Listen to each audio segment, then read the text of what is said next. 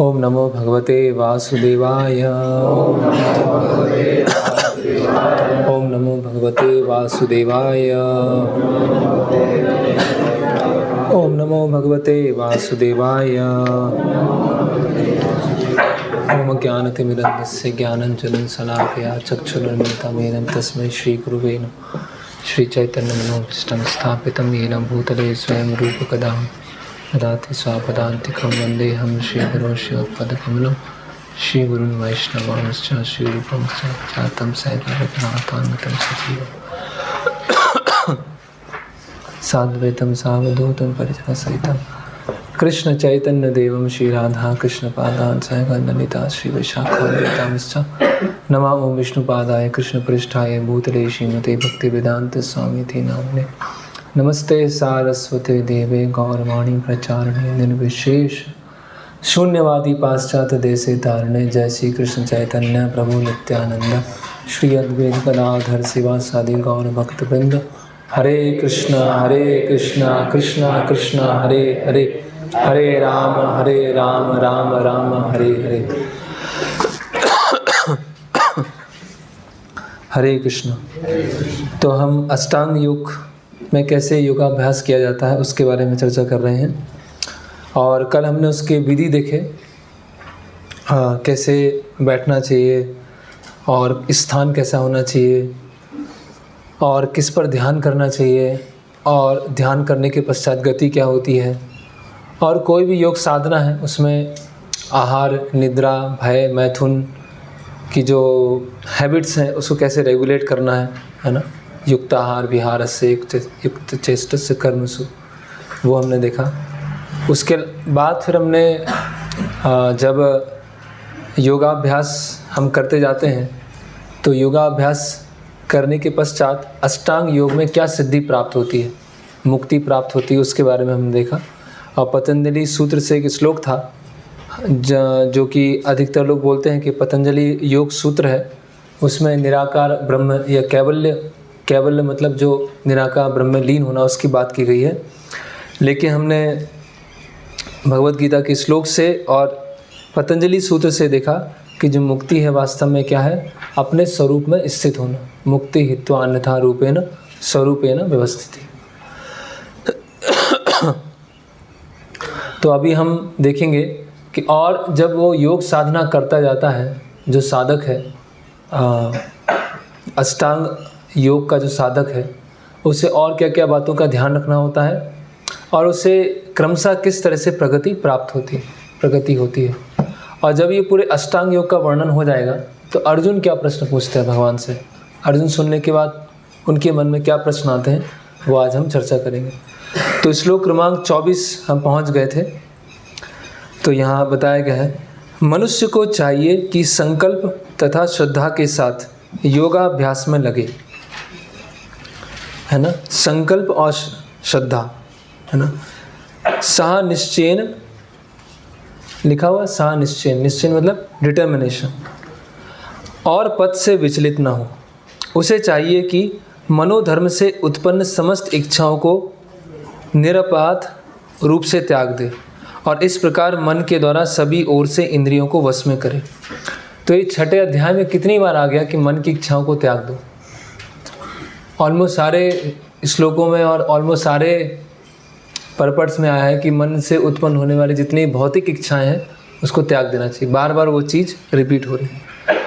तो इसीलिए जो योगाभ्यास है, कोई भी योग साधना कर रहे हैं उसमें डिटर्मिनेशन होना बहुत ज़रूरी है। डिटर्मिनेशन मतलब दृढ़ संकल्प, निश्चय होना बहुत ज़रूरी है ना। तो यहाँ पर प्रभुपाद लिख रहे हैं कि योगाभ्यास करने वाले को दृढ़ संकल्प होना चाहिए। उसे चाहिए कि बिना विचलित हुए धैर्यपूर्वक अभ्यास करे। अंत में उसकी सफलता निश्चित है। उसे यह सोचकर बड़े ही धैर्य से इस मार्ग का अनुसरण करना चाहिए और यदि सफलता मिलने में विलंब हो रहा हो तो निरुत्साहित नहीं होना चाहिए। एक अभी इम्पॉर्टेंट लाइन है, प्रभुपाद लिख रहे हैं, success is sure for the rigid practitioner. ऐसे दृढ़ अभ्यासी की सफलता सुनिश्चित है। Success is sure for rigid practitioner, जो कड़ाई से अभ्यास करता है उसकी सफलता क्या है, निश्चित है ना। उसके लिए प्रभुपाद जी बता रहे हैं, उत्साह निश्चय धैर्यात् तत्तत् कर्म प्रवर्तनात् संग त्यागो सतो वृत्ति षड्वीर भक्ति प्रसिद्धति, है ना। तो 6 चीज़ों से जो भक्ति है वो बढ़ती है। 6 चीज़ों के माध्यम से कोई भी योग साधना है उसमें हम आगे बढ़ सकते हैं। तो उत्साह निश्चय धैर्य, तो ये थोड़ा 3 के ऊपर हम डिस्कस करेंगे। हालांकि जब उपदेश अमृत के ऊपर अलग से क्लास होंगी तब उसमें और डिटेल में होगा, लेकिन फिर भी ये उत्साह निश्चय और धैर्य होना चाहिए। तो उत्साह का मतलब क्या है, किस व्यक्ति को हम उत्साही कहेंगे, कौन है उत्साह?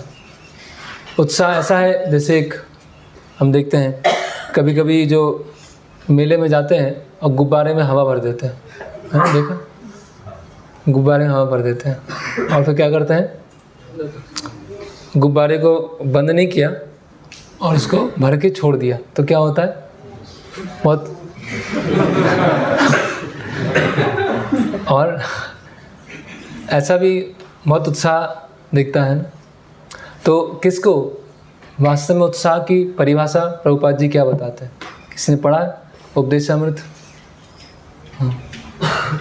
हाँ, हयग्रीव बुक, उत्साह।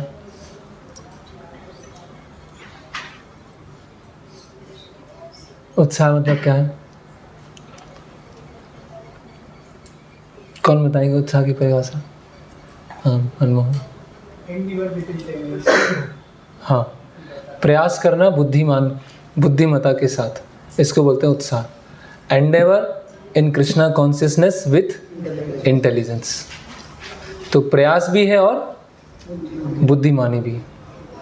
ऐसा नहीं कि इतनी बुद्धि लगा दी कि प्रयास है ही नहीं, और इतना प्रयास कर लिए, इतने प्रयास किए कि रेगुलेशन नहीं रखा और फिर ढीले पड़ गए। ऐसा होता है। दो तरह के साधक होते हैं, है ना। तो उत्साह कैसे आएगा?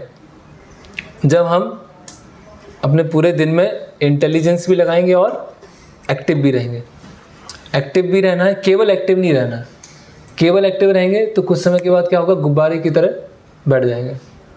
और केवल बुद्धि लगाएंगे और एक्टिव नहीं रहेंगे तो क्या आ जाएगा, बुद्धि लगा के सो जाएंगे। फिर जब करने के बाद अच्छी नींद आएगी बुक पढ़ेंगे, रीडिंग होगा, उसके बाद सो जाएंगे, है ना। फिर कुछ समय के बाद पढ़ने की इच्छा चली जाएगी। तो लिखिए आप उत्साह।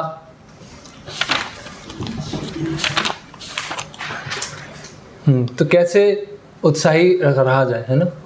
तो पहला पॉइंट लिखिए, पहले तो परिभाषा लिख लीजिए कि योग साधना में या भक्ति में बुद्धि के साथ प्रयास करना, उसको बोलते हैं उत्साह। तो बुद्धि का प्रयास पे क्या असर पड़ता है और प्रयासों का बुद्धि पे क्या असर पड़ता है, ये 2 चीज़ हम डिस्कस करेंगे। बुद्धि का प्रयास पे क्या असर पड़ता है, contribution of intelligence to activity in Krishna consciousness. बुद्धि का प्रयास पे क्या असर पड़ता है और प्रयासों का बुद्धि पे क्या असर पड़ता है। तो पहला है बुद्धि का प्रयासों पर क्या असर पड़ता है। तो बुद्धि क्या करती है, बुद्धि से हम क्या करते हैं, जैसे कि बुद्धि का क्रियाओं पर या प्रयास पर क्या प्रभाव पड़ता है। तो उसमें एक पहला पॉइंट लिखिए, बुद्धि से हमारा जीवन क्या होता है, बुद्धि लगाने से बैलेंस होता है ना। बैलेंस कौन करेगा या संयमन कैसे आएगा, वो कैसे आएगा संयमन? जब हम बुद्धि लगाएंगे, अभी मुझे ये करना है, अब ऐसा करना है, अब ये करना है, सारी एक्टिविटीज़ को बैलेंस रखना है ना। तो लिखिए balance your daily life, discipline, अनुशासन।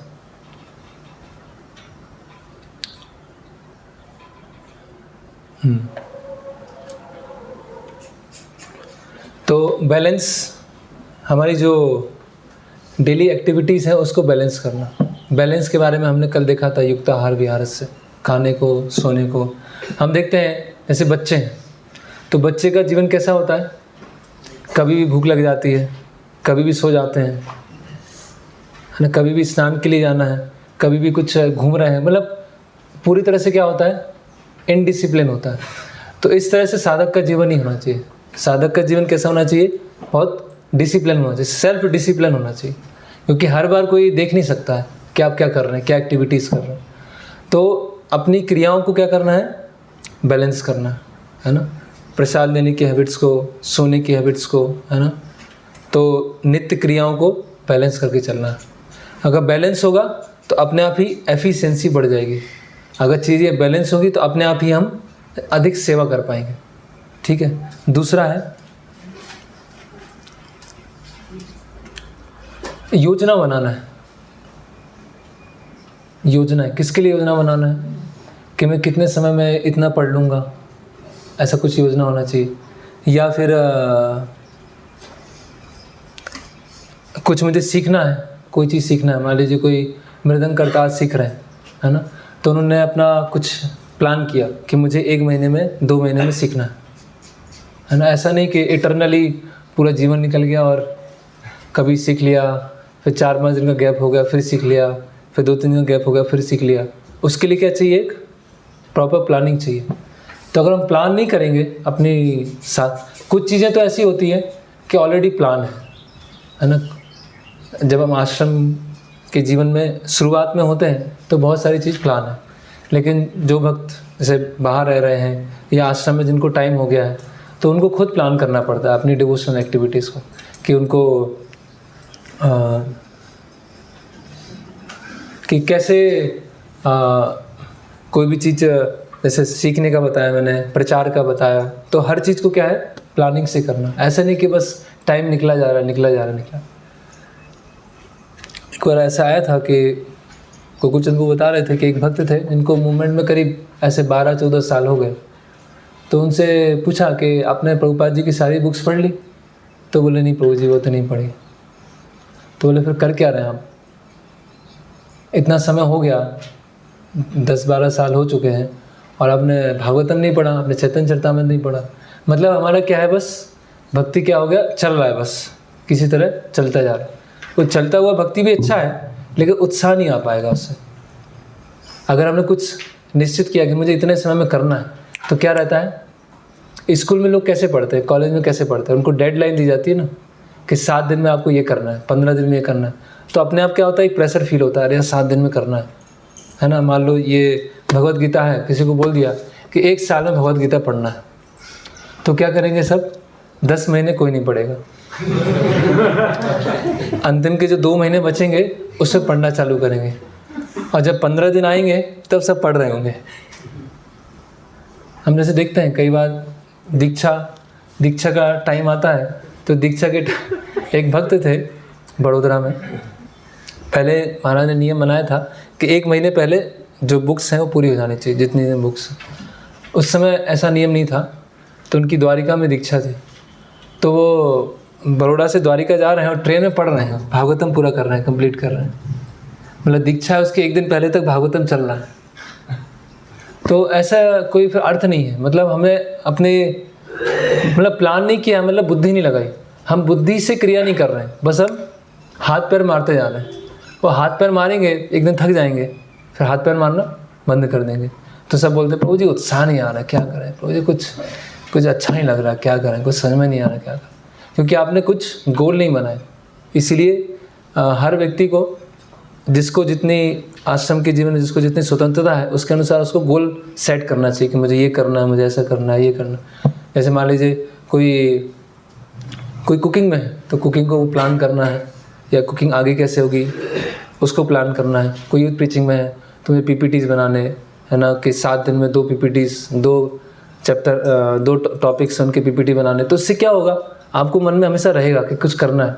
कभी कभी क्या होता है, खाली टाइम होता है हमारे पास, पता चल लगता है अब करें क्या, अभी कुछ पता ही नहीं चलता खाली। तो लेकिन हमारे पास लिखा हुआ है एक पेज में, मुझे ये करना है, ये करना है, ये करना है, ये करना है, और आपका नहीं हो पाया, तो आप तुरंत बाध्य होंगे, अच्छा मुझे ये बाकी है, ऐसा बाकी है, ऐसा बाकी है। तो कभी आप निरुत्साहित होंगे नहीं, है ना। और दूसरा है बुद्धि का, तीसरा काम क्या है, अनुकूल और प्रतिकूल को वो करना, भेद करना। कौन सी परिस्थिति मेरे लिए अनुकूल है, कौन सी परिस्थिति मेरे लिए प्रतिकूल है, इसमें हमेशा भेद हो। तो ये बुद्धि क्या करती है, 3 काम करती है। हमारे जो पूरी दिनचर्या है उसको बैलेंस करती है, डिसिप्लिन करती है, प्लान्स बनाती है, गोल बनाती है, और ये भेद करती है कि ये अनुकूल है, ये प्रतिकूल है, ये अनुकूल है, ये प्रतिकूल। तो आप देखिए उत्साह क्यों नहीं आएगा? उत्साह आएगा, आपने अपना खुला छोड़ दिया मन को, फिर बस, है ना। जैसे गोकुल चंद पू आए थे इस समय यहाँ पर, जब भोपाल आए थे तो अपने लेक्चर बता रहे थे कि यहाँ जितने लोग बैठे हैं वो ऐसा फिक्स कर सकते हैं कि 3 महीने में या 6 महीने में एक भक्त को, एक को और हम भक्त बनाएंगे। हमारा टारगेट है कि 3 महीने में, 6 महीने में किसी को हम प्रीच करेंगे और उनको अपने साथ अगली बार जब लेक्चर होगा तो संख्या डबल होगी। तो अपने आप ही बाध्य होंगे। मालूम जिनसे मिल रहे हैं, हमें पता है कि अब इनको 1 माला, 2 माला, 4 माला, फिर ये बुक पढ़ना है, फिर मंदिर बुलाना है, फेस्टिवल में इनवाइट करना है, तो दिमाग दौड़ेगा ना, दिमाग चलेगा। लेकिन दिमाग चलना ही बंद हो जाता है। तो ऐसे छोटे छोटे टारगेट्स हैं, छोटे छोटे गोल होना चाहिए, जिससे हमारे अंदर आलस्य ना आए, हमारे अंदर वो बुद्धि चलती रहे।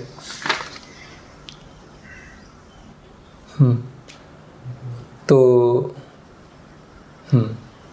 ये जो बुद्धि है उसका कार्य किस पे होता है? प्रयासों पर।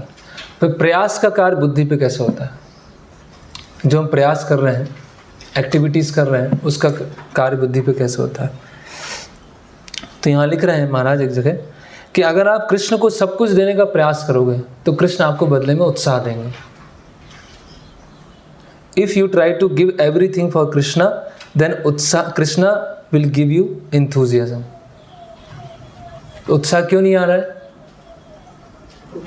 क्योंकि हम सब कुछ कृष्ण को नहीं दे रहे हैं, कहीं ना कहीं इंद्रिय तृप्ति में लगा रहे हैं, तो क्या उत्साह मेंटेन नहीं हो पा रहा है।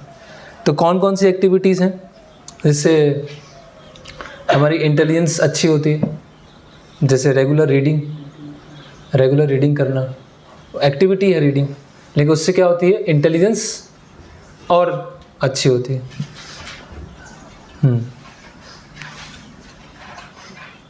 और क्या होता है? लेक्चर सुनना, जैसे लेक्चर सुन रहे हैं वो अच्छा है, इस लेक्चर सुनना मुख्य है, लेकिन पर्सनल रीडिंग का भी एक अपना स्थान होता है ना। पर्सनल रीडिंग में क्या होता है? व्यक्ति खुद, अभी मैंने ये पढ़ा, अभी ऐसा पढ़ा, ये पढ़ा, अभी मुझे इतना पढ़ना है, अभी मैं प्रथम स्कंद पे हूँ, मैं द्वितीय स्कंद पे हूँ, ऐसा। तो एक पर्सनल रीडिंग भी क्या साथ साथ में चलते रहना चाहिए। हम जैसे महाराज को गुरु महाराज को कई बार देखते हैं, महाराज जैसे कहीं भी आते हैं और महाराज के जो सर्वेंट है रूम सेट कर रहे होते हैं, है ना, कि रूम सेट चल रहा है, टेबल चेयर रख रहे हैं, बेड लगा रहे हैं, मैट्स बिछा रहे हैं, तो महाराज अपना इलेक्ट्रॉनिक कुछ रहता है वो निकालते हैं और एक जगह खड़े होकर पढ़ना चालू कर देते हैं। वहाँ देखते रहते हैं सब सेट हो गया, फिर रखते हैं अपने कार्य। मतलब कोई भी टाइम वेस्ट नहीं करते। मतलब हमें ये सीखना है कि कहीं भी कैसे उस टाइम को प्रॉपरली यूटिलाइज़ किया जाए। थोड़ा भी हमें समय मिल रहा है उसको कैसे उपयोग किया जाए, है ना। जैसे कई डिवोटीज होते हैं, कई डिवोटीज़ की हैबिट होती है कि अपनी डायरी में एक श्लोक लिख लेते हैं सुबह उठते साथ। अभी उस श्लोक को रोज़ पूरे दिन देखते रहते हैं, फिर देखा, फिर दोबारा देखा, फिर देखा। जैसी रात में सोने जाते हैं वो श्लोक याद हो जाता है। अभी आपने प्लान नहीं किया तो क्या होगा? अभी श्लोक याद करने की बात आएगी, एक दिन बचा है और 20 श्लोक है, तो कैसे होगा याद? किन्हीं को नहीं हो सकता, किसी को भी नहीं होगा। लेकिन वही आप थोड़ा प्लान कर रहे हैं। फिर दूसरा है रीडिंग करना, फिर जीव दया। मतलब हमारी एक्टिविटी क्या क्या होनी चाहिए, हर भक्त की ये एक्टिविटी तो होना चाहिए। दूसरा है जीव दया, प्रीचिंग की भावना होना चाहिए। प्रीचिंग, दूसरों को भक्ति में हेल्प करना, दूसरों को भक्ति में आगे लाना, प्रचार करना। उससे क्या होता है? हमारा एनवियस नेचर, द्वेष की भावना हमारी कम होती है ना। हम सेल्फ सेंटर नहीं होते, केवल अपने लिए भक्ति कर रहे हैं। तो ये हमारी भावना होना चाहिए कि हाँ, जारे देखो तारे कहो कृष्ण उपदेश, हमारा आज्ञा गुरु है तारो देश। तो जिस भी स्तर पर है हम बताएं, एक प्रीचिंग की भावना होना चाहिए कि मैं उनको प्रचार, तो कुछ टाइम हमें प्रीचिंग के लिए देना चाहिए पूरे समय। फिर जीव दया, ना में रुचि। नाम में रुचि, जब चैंटिंग कर रहे हैं तो, और वैष्णव सेवा, कोई ना कोई भक्त की फिर सेवा करना, ये भी एक एक्टिविटी हमारी होना चाहिए। तो नाम में रुचि, जीवे दया, वैष्णव सेवा और रेगुलर रीडिंग। अब देखिए चारों, एक दिन में हमने चारों चीज़ें किया कि नहीं किया, है ना। वैष्णव सेवा की कि नहीं उस दिन, नाम में रुचि, नाम अच्छी तरह किया कि नहीं किया, है ना। कुछ प्रीचिंग एक्टिविटी कुछ किया कि नहीं किया, है ना। और अपना रेगुलर साधना, है ना। तो इससे क्या होगा, जब ये सब चीज़ें करेंगे तो हमारी इंटेलिजेंस क्या हो जाएगी, अच्छी हो जाएगी, है ना। तो इससे क्या आएगा, उत्साह, क्रियाएं हो रही हैं और बुद्धि लग रही है, फिर बुद्धि तेज दौड़ेगी, फिर क्रिया अच्छी होंगी, क्रिया अच्छी होंगी तो बुद्धि तेज होगी। तो ये दोनों का अपना मेल चलता है। फिर उत्साह, फिर है निश्चय, दृढ़ निश्चय, है ना। उत्साह तो बहुत है लेकिन, है ना, निश्चय होना चाहिए। इसके लिए प्रभुपाद बता रहे हैं वो गौरैया का उदाहरण, तो ये पढ़ते हैं इसमें। जहाँ तक संकल्प की बात है, मनुष्य को चाहिए कि उस गौरैया का आदर्श ग्रहण करें जिसके सारे अंडे समुद्र की लहरों में मग्न हो गए थे। कहते हैं कि एक गौरैया ने समुद्र तट पर अंडे दिए, किंतु विशाल समुद्र उन्हें अपनी लहरों में समेट ले गया, समुद्र की लहर चली। इस पर गौरैया अत्यंत क्षुब्ध हुई और उसने समुद्र से अंडे लौटा देने के लिए कहा, किंतु समुद्र ने उसकी प्रार्थना पे कोई ध्यान नहीं दिया। अतः उसने समुद्र को सूखा डालने की ठान ली। अभी गौरैया समुद्र को ठान लेगी तो हमारे लिए भगवत धाम जाना बस वैसे ही। गौरैया जो है, जो समुद्र को सुखाने का प्रयास कर रही है, और हमारे लिए जो भगवत धाम जाना है उसमें कोई विशेष अंतर नहीं है। तो अपनी शक्ति से तो नहीं जा सकते, लेकिन जैसे गौरैया ने ठान लिया मुझे करना है तो करना है ना। वह अपनी नन्ही सी चोंच से समुद्र का पानी निकालने लगी। सभी उसके इस असंभव संकल्प का उपहास करने लगे, सब हंसने लगे, है ना। उसके इस कार्य की सर्वत्र चर्चा चलने लगी। तो अंत में भगवान विष्णु के विराट वाहन पक्षीराज गरुड़ ने यह बात सुनी। उन्हें अपनी इस नन्ही पक्षी बहन पर दया आई और वे गौरैया से मिलने आए। गरुड़ उस नन्ही गौरैया के निश्चय से बहुत प्रसन्न हुए और उन्होंने उसकी सहायता करने का वचन दिया। गरुड़ ने तुरंत समुद्र से कहा कि वह उसके अंडे लौटा दे, नहीं तो वे स्वयं आगे आना पड़ेगा। और समुद्र क्या हो गया, डर गया और अंडे वापस कर दी। तो हम जब साधना कर रहे हैं, ये जो सब साधना कर रहे हैं, सेवा कर रहे हैं, ये किस लिए कर रहे हैं, इसका अल्टीमेट उद्देश्य क्या है? वैष्णवों की कृपा। और जैसे कई लोग पूछते हैं, पहले भी हमने चर्चा किया है, क्या हम भक्ति के सारे रूल्स एंड रेगुलेशन फॉलो करेंगे तो गारंटी है कि भगवत धाम चले जाएंगे? क्या कृष्ण प्रेम प्राप्त होगा? ये गारंटी है? गारंटी है तो हम जाएं, नहीं तो फिर छोड़ दें। लोग इसलिए पूछते हैं गारंटी है कि नहीं। तो गारंटी है, जो आचार्य ने प्रोसेस दी वो गारंटी है। तो वो कैसे प्राप्त होगा? वो जो भी हम प्रयास कर रहे हैं, उस प्रयास का उद्देश्य क्या है? भगवान की और वैष्णवों की कृपा को आकर्षित करना। भगवान और वैष्णवों की कृपा को आकर्षित करेंगे तो फिर कुछ चांस है कि हम जा पाएंगे। बाकी हम कितना भी सेवा कर लें, कितना ही पढ़ाई कर लें, कितने भी श्लोक याद कर लें, लेकिन भगवान की और वैष्णवों की कृपा आकर्षित नहीं कर पा रहे हैं तो उसका कोई अर्थ नहीं रह पाएगा, है ना। तो और ये हम देखते हैं, आम जीवन में भी देखते हैं, है ना। जैसे अभी उज्जैन में वो आया था प्रधानमंत्री नरेंद्र मोदी, है ना। तो बहुत लोगों से मिला, बहुत लोगों को देखा, बहुत लोगों से मिला, है ना। लेकिन और सब लोग सोच सकते तो मैं तो मोदी से मिल के आया, मोदी को देख के आया। लेकिन वास्तव में मोदी किससे मिलेगा? जिसने उसके लिए कुछ कार्य किया है, लगन से, कुछ निष्ठा से कुछ कार्य किया, लग के काम किया, तो ही वो उससे मिलने आएगा। बाकी सबसे, हाँ, तो सब भगवान के विग्रहों के सामने जाते हैं, सब गुरु महाराज के सामने जाते हैं, सब वृंदावन धाम जाते हैं। लेकिन वास्तव में भगवान की या वैष्णवों की या जो गुरु हैं उनकी कृपा को कौन आकर्षित कर पाता है? जो पूरा उत्साह और निश्चय के साथ सेवा में लगा हुआ और उत्साह है और निश्चय है ना, डिटर्मिनेशन है। तो उसके बाद क्या आना चाहिए?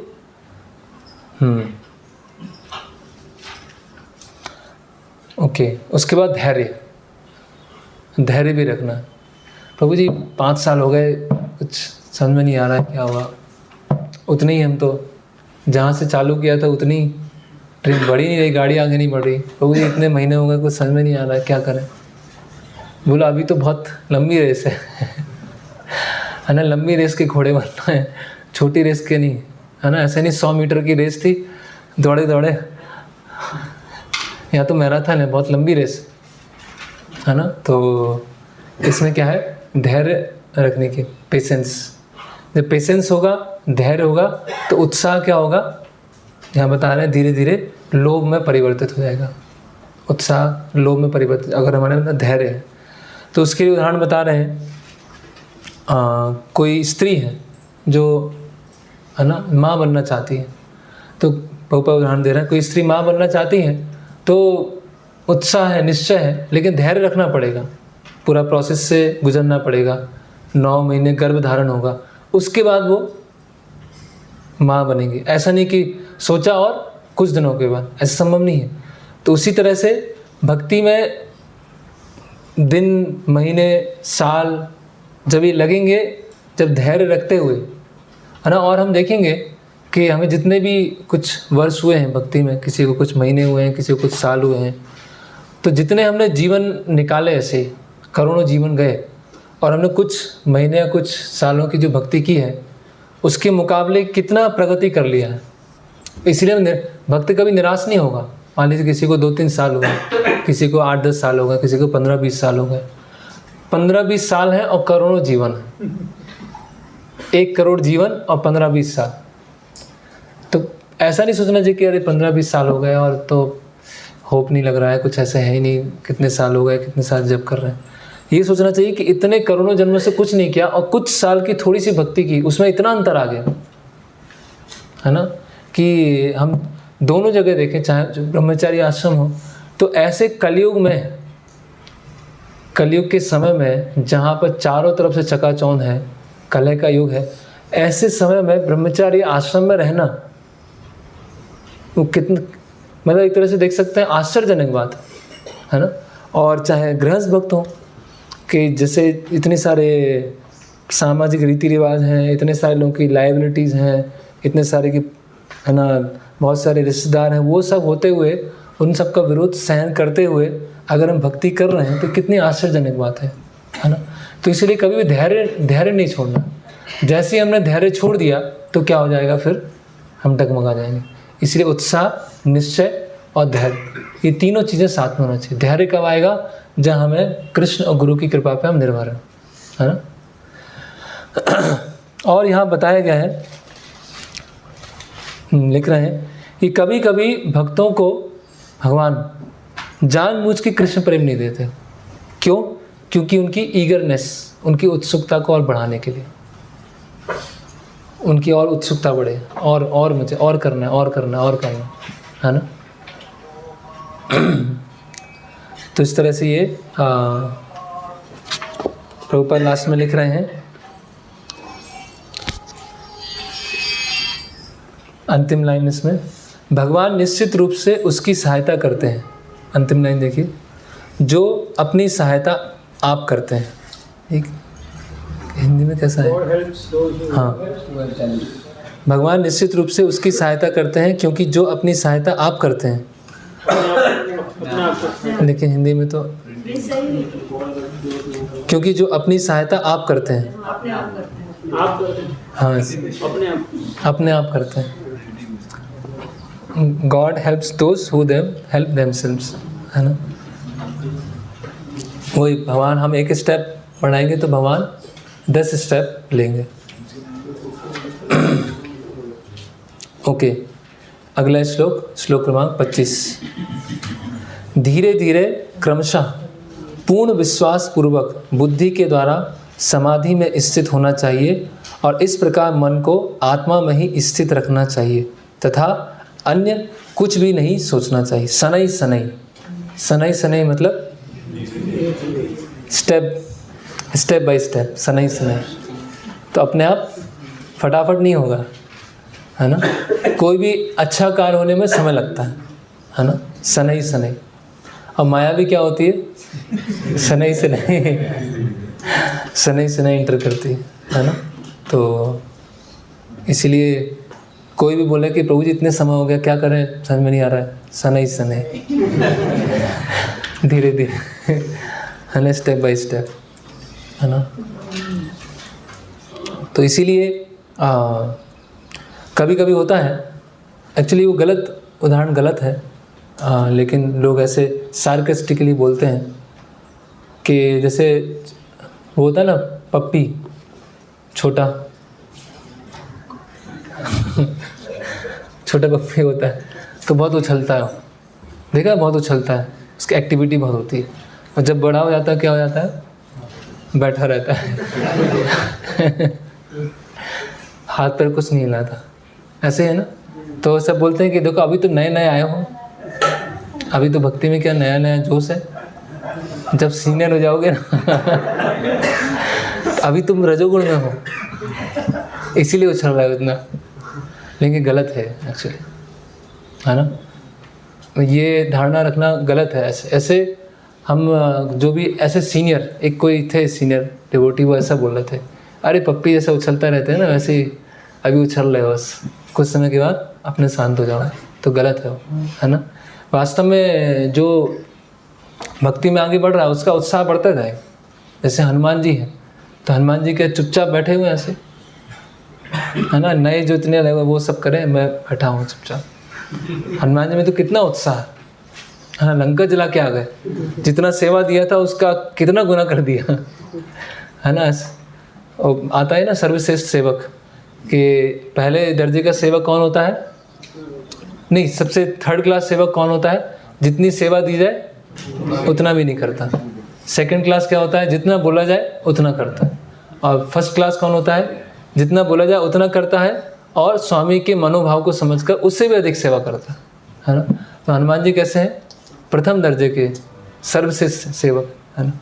तो समय के साथ अगर उत्साह में कमी हो रही है, मतलब कहीं ना कहीं हम बुद्धि नहीं लगा रहे हैं, बैलेंस नहीं कर रहे हैं, कुछ प्लान नहीं कर रहे हैं, या हमारी रीडिंग, चैंटिंग, प्रीचिंग, जीवदया, ये सब कहीं ना कहीं कुछ ना कुछ समस्या है। क्योंकि भक्ति में ऐसा हो ही नहीं सकता कि उत्साह ना है, क्योंकि वो नेचुरल क्वालिटी है। वो सेवा करना वो नेचुरल है, ऐसा नहीं कुछ हम अननेचुरल कर रहे हैं कि सुना सुना के चैंटिंग कर करके आपको दिमाग में डाला जा रहा है।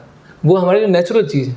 तो अगर उत्साह नहीं आ रहा है तो समझ लीजिए बहुत, ऐसे गोकुलचंद वो बता रहे थे कि एक बार मायापुर में विग्रह, ऐसे विग्रहों की यात्रा निकल रही थी, शोभा यात्रा, है ना। तो वहाँ पर एक पुजारी थे जो काफ़ी समय से पूजा कर रहे थे। तो कुछ भक्तों को दिखाई दिया कि रास्ते में बहुत कचरा है, बहुत सारा कचरा पड़ा हुआ है ना, ऐसे ही कुछ। तो सोचे कि मैं तो सीनियर हूँ, मैं कुछ उठाऊंगा नहीं, मैं तो सीनियर हूँ, है ना, मैं क्यों उसमें जाके जो जूनियर है वो सब ये कचरा उठाएं और इसको वहाँ पर डालें। तो दूसरे जो भक्त थे वो बोलते हैं कि आप सबसे जूनियर हैं, आपको ये नहीं पता है कि भगवान आ रहे हैं और रास्ता साफ़ होना चाहिए, और हम सीनियर हैं, हम कुछ नहीं करेंगे और कोई सेवा नहीं करेंगे। तो ये क्या है, गलत एटीट्यूड है ना। तो समय के साथ ऐसा एटीट्यूड डेवलप हो जाता है कि जो भाग दौड़ करना है या कुछ ऐसी कुछ सेवा है उसमें हमें ऐसा लगता है अभी हम जाना कुछ नहीं, अभी बाकी लोग कर लेंगे, है ना। तो एक्चुअली इनडायरेक्टली क्या दिखाता है कि हमारा उत्साह कम हो रहा है, वो चीज़ दिखा रहा है कि हमारा उत्साह धीरे धीरे कम हो रहा है। तो इसीलिए ईयर से सीनियर नहीं है, एक तरह से ईयर से, एक हम इंस्टीट्यूशन में है तो ईयर से देखते हैं, लेकिन वास्तव में जिसमें सेवा के प्रति समर्पण, उत्साह, ये सारे गुण हैं तो वो बड़ा है ना। वो श्लोक है ना, जेई भजे सेई बड़ अभक्तिहीन चार, कृष्ण भक्ति नहीं जाति कुलादि विचार, कि जो भगवान की सेवा अच्छे से कर रहा है वो भक्ति में उतना उन्नत है ना। केवल हम वर्षों से नहीं देख सकते हैं, कोई 5 साल से, कोई 10 साल से, कोई 15 साल से, वो एक क्राइटेरिया है, या इस समय दीक्षा हुआ था, उस समय दीक्षा हो, वो एक क्राइटेरिया हो सकता है सीनियर जूनियर का। लेकिन वास्तव में कौन प्रभुपाद जी के मिशन के लिए कितना समर्पण के साथ सेवा करता जा रहा है, वो इम्पोर्टेंट है ना। ऐसा नहीं कि बिल्कुल क्या है वो शूटिंग स्टार है ना। प्रभु महाराज लेक्चर में बोलते हैं कि हमें शूटिंग स्टार्स नहीं चाहिए। शूटिंग स्टार क्या बोलेंगे हिंदी में? टूटता हुआ तारा। ऐसा नहीं कि पहले तो बहुत लग के सेवा किया और एकदम एक दिन पूरा उत्साह चला गया, ठंडा हो गया, है ना। तो इस तरह से नहीं चाहिए हमें। कैसे लोग चाहिए? जो पिलर की तरह, है ना, जो डेडिकेशन समर्पण के साथ सेवा किए जा रहे हैं, वो उत्साह दिखाता है। वो बताता है कि हमने कितना फिलॉसफी को समझा है। वो चीज़ दिखाती है कितना हमने सुना है, कितना हमने जप किया है, कितना सेवा की है। क्योंकि कुछ चीज़ हम जब नई चालू करते हैं तो सबको अच्छा लगता है, अब जो भी करेंगे अच्छा लगेगा, लेकिन कुछ महीने बाद, 1-2 साल के बाद ठंडा हो जाए। और कई ये चीज़ जिनका भी दीक्षा होने वाला है उनके लिए भी ये वार्निंग है। कभी दीक्षा के बाद अंत भी हो जाता है। दीक्षा हुई और अंत। दीक्षा मतलब इनिशिएशन, प्रारंभ। हमें लगता है बस तो अब तो टारगेट अचीव हो गया, बस अभी दास बन गए और देवी दासी बन गए, बस अब हो गया। अभी इतना हो जाएगा, उतना कर लें। होता है यस, दीक्षा से पहले जितना उत्साह रहता है दीक्षा के बाद उसका डबल हो जाना चाहिए और तिगुना हो जाना चाहिए। लेकिन कभी ऐसा देखा जाता है कि वो डाउन हो जाता है। इसलिए सनई धीरे धीरे, ग्रेजुअली, धैर्य रखिए, होगा, है ना। Success is sure for rigid practitioner, है ना। ऐसे प्रभुपाद जी के बहुत सारे वो हैं, तो ये लाइन आप सब लिख सकते हैं, है ना। मोटिवेशनल लाइंस रियल सेंस में। स्टोरी पुरानी क्या पुजारी के बारे में? हाँ, तो वो उसमें यही था कि वो डिवोटी बोलते हैं कि सड़क, पहले आपको अपना सिर साफ करना चाहिए। सिर में अपनी इतनी गंदगी भरी हुई है, पहले उसको साफ कीजिए आप, है ना। आप रोड गंदी नहीं कर पा रहे हैं, मतलब रोड आप उसको क्लीन नहीं कर पा रहे हैं, इसका मतलब आपके दिमाग में बहुत कचरा भरा हुआ कि मैं सीनियर हुआ, मैं ये नहीं करूँगा। जहाँ भी है सेवा की आवश्यकता है वहाँ में लग जाना चाहिए। तो वो कहीं ना कहीं चीज़ दिखाती है। और सनई माया ही प्रवेश करती है, धीरे धीरे, पता भी नहीं चलेगा, है ना, कि धीरे धीरे, है ना, जब में मन नहीं लग रहा है, फिर क्लास मिस करना चालू हो गए, धीरे धीरे पढ़ लिया तो पढ़ लिया, नहीं पढ़ा तो नहीं पढ़ा, सेवा में मन नहीं लग रहा है, फिर धीरे धीरे धीरे धीरे धीरे धीरे सनई, और फिर एक दिन क्या हो जाता है, दिमाग पूरी तरह से आउट हो जाता है। तो जगह ऐसे ही लगे आपको, मतलब खतरे की घंटी बज चुकी है, इसीलिए आप तुरंत वैष्णवों के साथ चर्चा कीजिए इस बारे में कि प्रभु जी ऐसा पहले सब इतना उत्साह रहा था, कर तो वो ही रहे हैं लेकिन उत्साह नहीं आ रहा, क्या करें। कहीं ना कहीं हमसे ऑफेंसेस हो रहे हैं, कहीं ना हम इनअटेंटिव हैं, असत तृष्णा, कुछ ना कुछ अपराध हमसे हो रहे हैं। उसकी वजह से भगवान ने क्या किया, उत्साह को छीन लिया। ओके, श्लोक क्रमांक 26, ये इम्पोर्टेंट श्लोक है। मन अपनी चंचलता तथा अस्थिरता के कारण जहाँ कहीं भी विचरण करता है, मनुष्य को चाहिए कि उसे वहाँ से खींचे और अपने बस में लाए। तो ये सबसे अधिक कब होता है, चंचलता, अस्थिरता? जब के समय वर्ल्ड टूर पे चले जाते हैं सब। मन अपनी चंचलता, अस्थिरता के कारण, है ना। हरी बात प्रभु एग्जाम्पल देते हैं कि मन को कैसे कंट्रोल किया जाता है। बताते हैं ऐसे लोग मॉर्निंग वॉक में जाते हैं सुबह, है ना, और जो के साथ छोटा पप्पी होता है उसको साथ में ले जाते हैं, तो वो आगे चलता है और पीछे चलता है, तो पप्पी उधर चला जाता है तो उसको खींचते हैं यहाँ से, वो उधर भाग जाता है, फिर उसको खींचते हैं, पीछे जाता है, फिर उसको खींचते हैं। तो ऐसे ही मन जब करेंगे तो मन उधर चला गया, यार आज फीस्ट है तो आज ये करना है। सब उसी से में होता है। फिर जब कर रहे हैं हरे कृष्ण, अरे उसने ऐसा क्यों बोला मुझे, उसको छोड़ना नहीं। हरे कृष्ण, व्यास पूजा आने वाली, वृंदावन जाएंगे।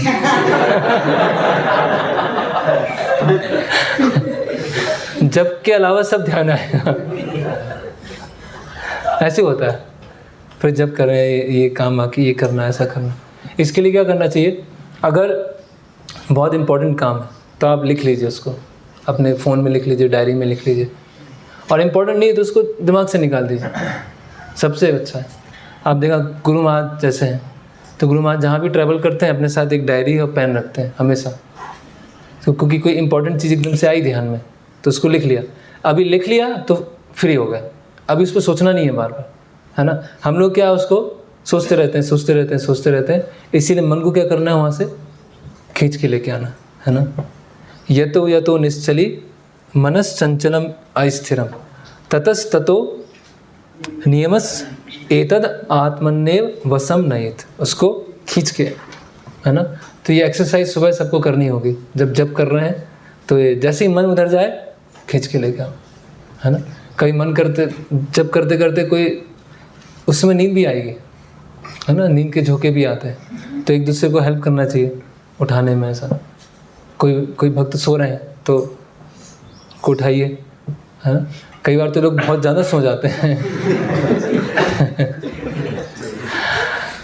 तो जब मैं सोना मतलब बहुत प्रयास करना चाहिए। एक बार केशव बाबू बता रहे थे कि जब मैं सोना मतलब एक बहुत बड़ा अपराध है, एक्चुअली बहुत बड़ा अपराध। इनअटेंटिव चैंटिंग का भाग है जब मैं सोना। हम इनअटेंटिव हैं, मन मतलब इधर उधर जा रहा है, उस समय खींचा नहीं, फिर क्या होता है इधर गया उधर गया इधर गया इधर गया, फिर मन थक जाता है और उसके बाद नींद आ जाती है ना।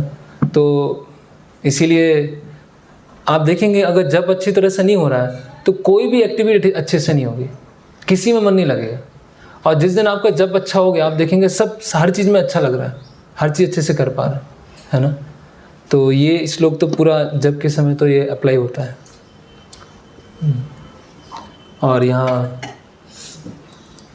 गोकुल चंद बता रहे हैं कि मन कैसे भी काम करता है। सेलम का एग्जांपल दे रहे थे कि एक भक्त हैं, वो प्रभुपाद जी के वस्त्र थे, प्रभुपाद जी के विग्रह हैं, उनके वस्त्रों के ऊपर आयरन कर रहे थे वो, है ना। और बीच में फ़ोन आ गया तो फ़ोन पे बात करने लगे और आयरन रखा हुआ है और हंसते हंसते बात कर रहे हैं। और फिर फ़ोन रख दिया और यहाँ से वो जल गया वो। फिर आते हैं गोकुल चंद तो पूछते हैं कि हाँ क्या ये कपड़े जल गए पूरे? तो हंसते हंसते बोले प्रभु जी वो उनका फ़ोन आ गया था। तो मतलब माइंड क्या हो गया, माइंड स्थिर नहीं है। माइंड का स्वभाव क्या है, जिस समय जो काम कर रहे हैं वो नहीं करेंगे, इधर उधर वो डाइवर्ट करना, इधर भागेगा उधर भागेगा इधर भागेगा, इसलिए पकड़ कर लेके आना है ना। कैसे पकड़ेंगे वो अभी अर्जुन भी प्रश्न पूछेंगे। मन स्वभाव से चंचल और अस्थिर है। आपने कभी क्वेश्चन आंसर सेशन होता है तो ये क्वेश्चन सुना है कि मेरा जब में मन नहीं लगता है? क्वेश्चन सुना है? हर किसी का प्रश्न होता है।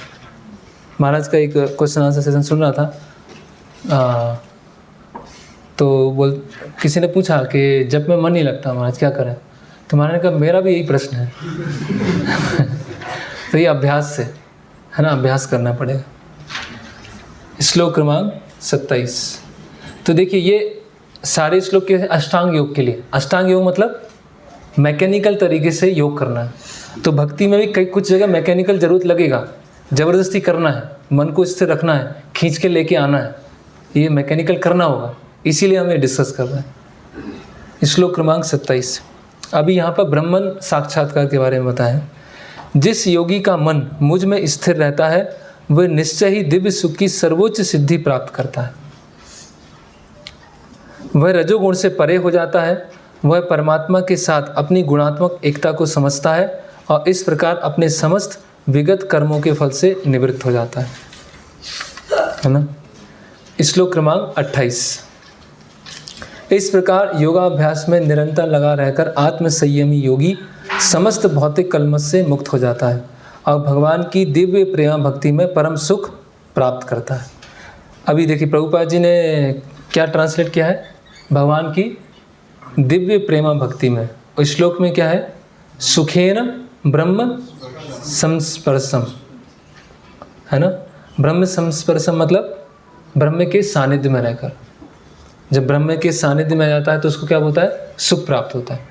लेकिन जो ब्रह्म में सुख है वो भी लंबे समय तक नहीं रह पाएगा जब तक वो भक्ति में नहीं आता। ओके, फिर श्लोक क्रमांक 29। जब ऐसा योग करता है तो उसके साथ क्या होगा, उसकी गति क्या होगी? वास्तविक योगी समस्त जीवों में मुझको और मुझ में समस्त जीवों को देखता है। तो भगवान क्या मायावाद बता रहे हैं यहाँ पर? निसंदेह स्वरूप सिद्ध व्यक्ति मुझ परमेश्वर को सर्वत्र देखता है। वास्तविक योगी समस्त जीवों में मुझको, समस्त जीवों में मुझको देखता है, मतलब किसे देखता है? परमात्मा। और मुझ में समस्त जीवों को देखता है। ये क्या है? विराट। यस, भगवान की क्या है? शक्ति है। मुझ में समस्त जीवों को देखता है ना। सब जीव अंततः किस में स्थित है? उनका भगवान के साथ संबंध है। किस रूप में? शक्ति, पराशक्ति के रूप। ओके, तो ये कौन सा साक्षात्कार है? परमात्मा साक्षात्कार। इसका पढ़ लेते हैं। अपने परमात्मा रूप में भगवान एक कुत्ते तथा एक ब्राह्मण दोनों के हृदय में स्थित होते हैं। कुत्ते के शरीर में भी है और ब्राह्मण के शरीर में। पूर्ण योगी जानता है कि भगवान नित्य रूप में दिव्य है और कुत्ते या ब्राह्मण में स्थित होने से भी भौतिक रूप से प्रभावित नहीं होते। तो जो दरिद्र नारायण है ना, तो दरिद्र हैं और नारायण हो गए। तो उसी तरह से भगवान हर किसी में स्थित है। भगवान शेर में भी है, भगवान चंडाल में भी है, कुत्ते का मांस खाने वाले में भी है ना। तो वो क्या है? परमात्मा साक्षात्कार हो गया। अभी ये समझना पड़ेगा कि परमात्मा साक्षात्कार कोई इंटेलेक्चुअल एडजस्टमेंट नहीं है। कई कई भक्तों को होता है कि आर्टिफिशियली देखना चालू करते हैं, हाँ सबके अंदर परमात्मा है। वो केवल इंटेलेक्चुअल एडजस्टमेंट से नहीं आएगा। वो किससे आएगा? जब ये योग साधना करेंगे तब ये पता चलेगा कि हाँ सबके हृदय में परमात्मा। क्योंकि जब परमात्मा साक्षात्कार हुआ तो आपके अंदर द्वेष की भावना वो खत्म हो जाएगी। आप थ्योरेटिकली तो बोल सकते हो सब भगवान के अंश हैं, सबके अंदर भगवान है, लेकिन कहीं ना कहीं वो द्वेष तो है। तो मतलब हम देख के भी नहीं देख पा रहे, है ना। और जैसे हमने पहले भी डिस्कस किया था कि इसके लिए व्यवहार अलग अलग है। समदृष्टि है लेकिन व्यवहार अलग अलग। ऐसा नहीं कि शेर के सामने, शेर भी तो क्या है, उसके अंदर तो परमात्मा है। तो शेर के सामने गए और शेर ने क्या बोला हमें देखकर? महाप्रसादे गोविंद कि तो भगवान का प्रसाद आ गए। इसने पूरे जीवन में प्रसाद ही लिया है तो पूरा शरीर प्रसाद हो चुका है। तो ऐसा इस तरह से नहीं करना है। सभी, इसमें सेकंड पैराग्राफ के ऊपर लिखा है, भगवान सभी प्राणियों का स्रोत होने के कारण माता और पालनकर्ता के समान। जिस प्रकार माता अपने समस्त पुत्रों के प्रति संभाव रखती है, उसी प्रकार परम पिता या माता भी रखता है। फलस्वरूप परमात्मा प्रत्येक जीव में निवास करता है। तो काफ़ी उच्च अवस्था है योग साधना की। श्लोक क्रमांक 30, इम्पोर्टेंट श्लोक है। यो माम पश्यति सर्वत्र सर्वम च मयि पश्यति तस्या हम न प्रणश्यामि सा च मे न प्रणश्यति। जो मुझे सर्वत्र देखता है और सब कुछ मुझ में देखता है। सर्वत्र कैसे देखेगा? जैसे वो प्रभुपाद जी के शिष्य गए, प्रभुपाद जी का, प्रभुपाद मुझे पंखे में बहुत दिव्य अनुभूति हो रही है। प्रभुपाद जी बोले क्या हो रहा है? मुझे रासलीला का स्मरण हो रहा है। प्रभुपाद ने कहा रास्कल बेवकूफ।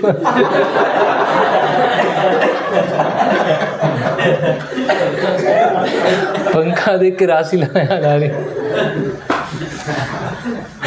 तो ऐसे ही देखता है। कई बार होता है भक्त क्या है, फिर वो कुछ अधिक ही ऊपर चले जाते हैं। ऐसा हुआ, वो मायापुर का उदाहरण है कि प्रभुपाद बोलते हैं वो दिख रहा है, वो क्या है वो दूर से। तो एक बोलते हैं हाँ प्रभुपाद कुछ पीला पीला कुछ ऐसा कुछ दिख तो रहा है। बोलते हैं लगता है चैतन्य महाप्रभु है और कुछ तो है, पंच तत्व हैं, डांस कर रहे हैं। ऐसे सब अपना अपना बोल रहे हैं। प्रभुपाद ने कहा वो बल्ब जल रहा है उसको बंद करके आओ।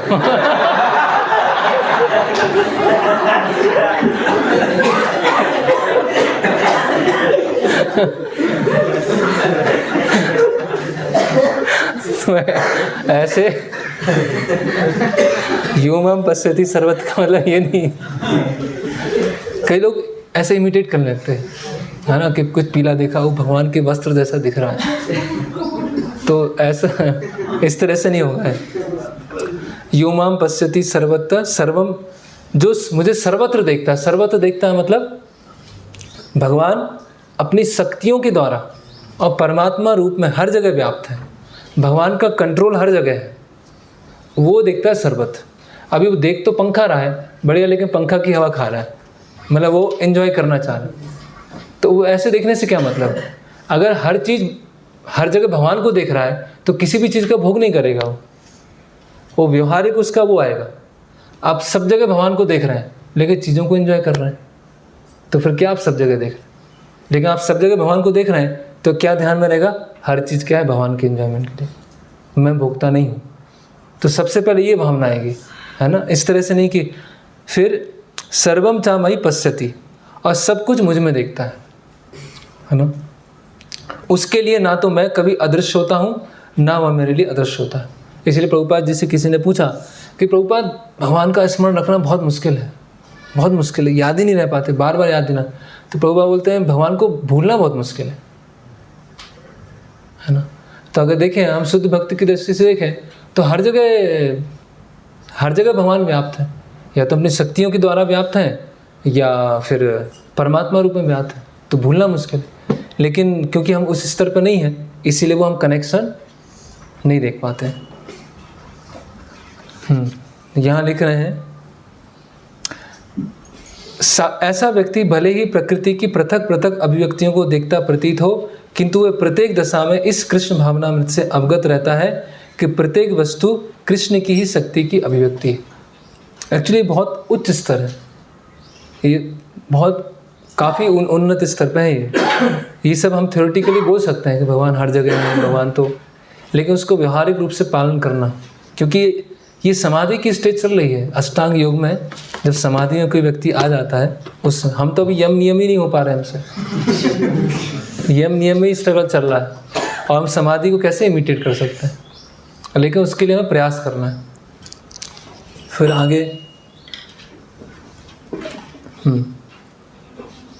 बता रहे हैं, प्रेमांजन छुरित भक्ति विरोचनेन संता सदैव हृदयेषु लोक्यन्ते, यम श्याम सुंदर अचिंत गुण स्वरूपम गोविंदम आदि पुरुषम तमाम मजान, है ना। संता सदैव हृदयेषु विलोक्यन्ते, भगवान हृदय में व्याप्त। इस अवस्था में न तो भगवान कृष्ण अपने भक्ति की दृष्टि से ओझल होते हैं, न भक्त ही उनकी दृष्टि से ओझल हो पाते हैं। तो भगवान को वो हर जगह देख रहा है तो भगवान भी हमेशा उसको स्मरण रखते हैं। यस, कुछ देर पहले आप दरिद्र नारायण वर्ड यूज किए तो उसको एक्सप्लेन नहीं किए, फिर वो वैसे ही रह जाएगा।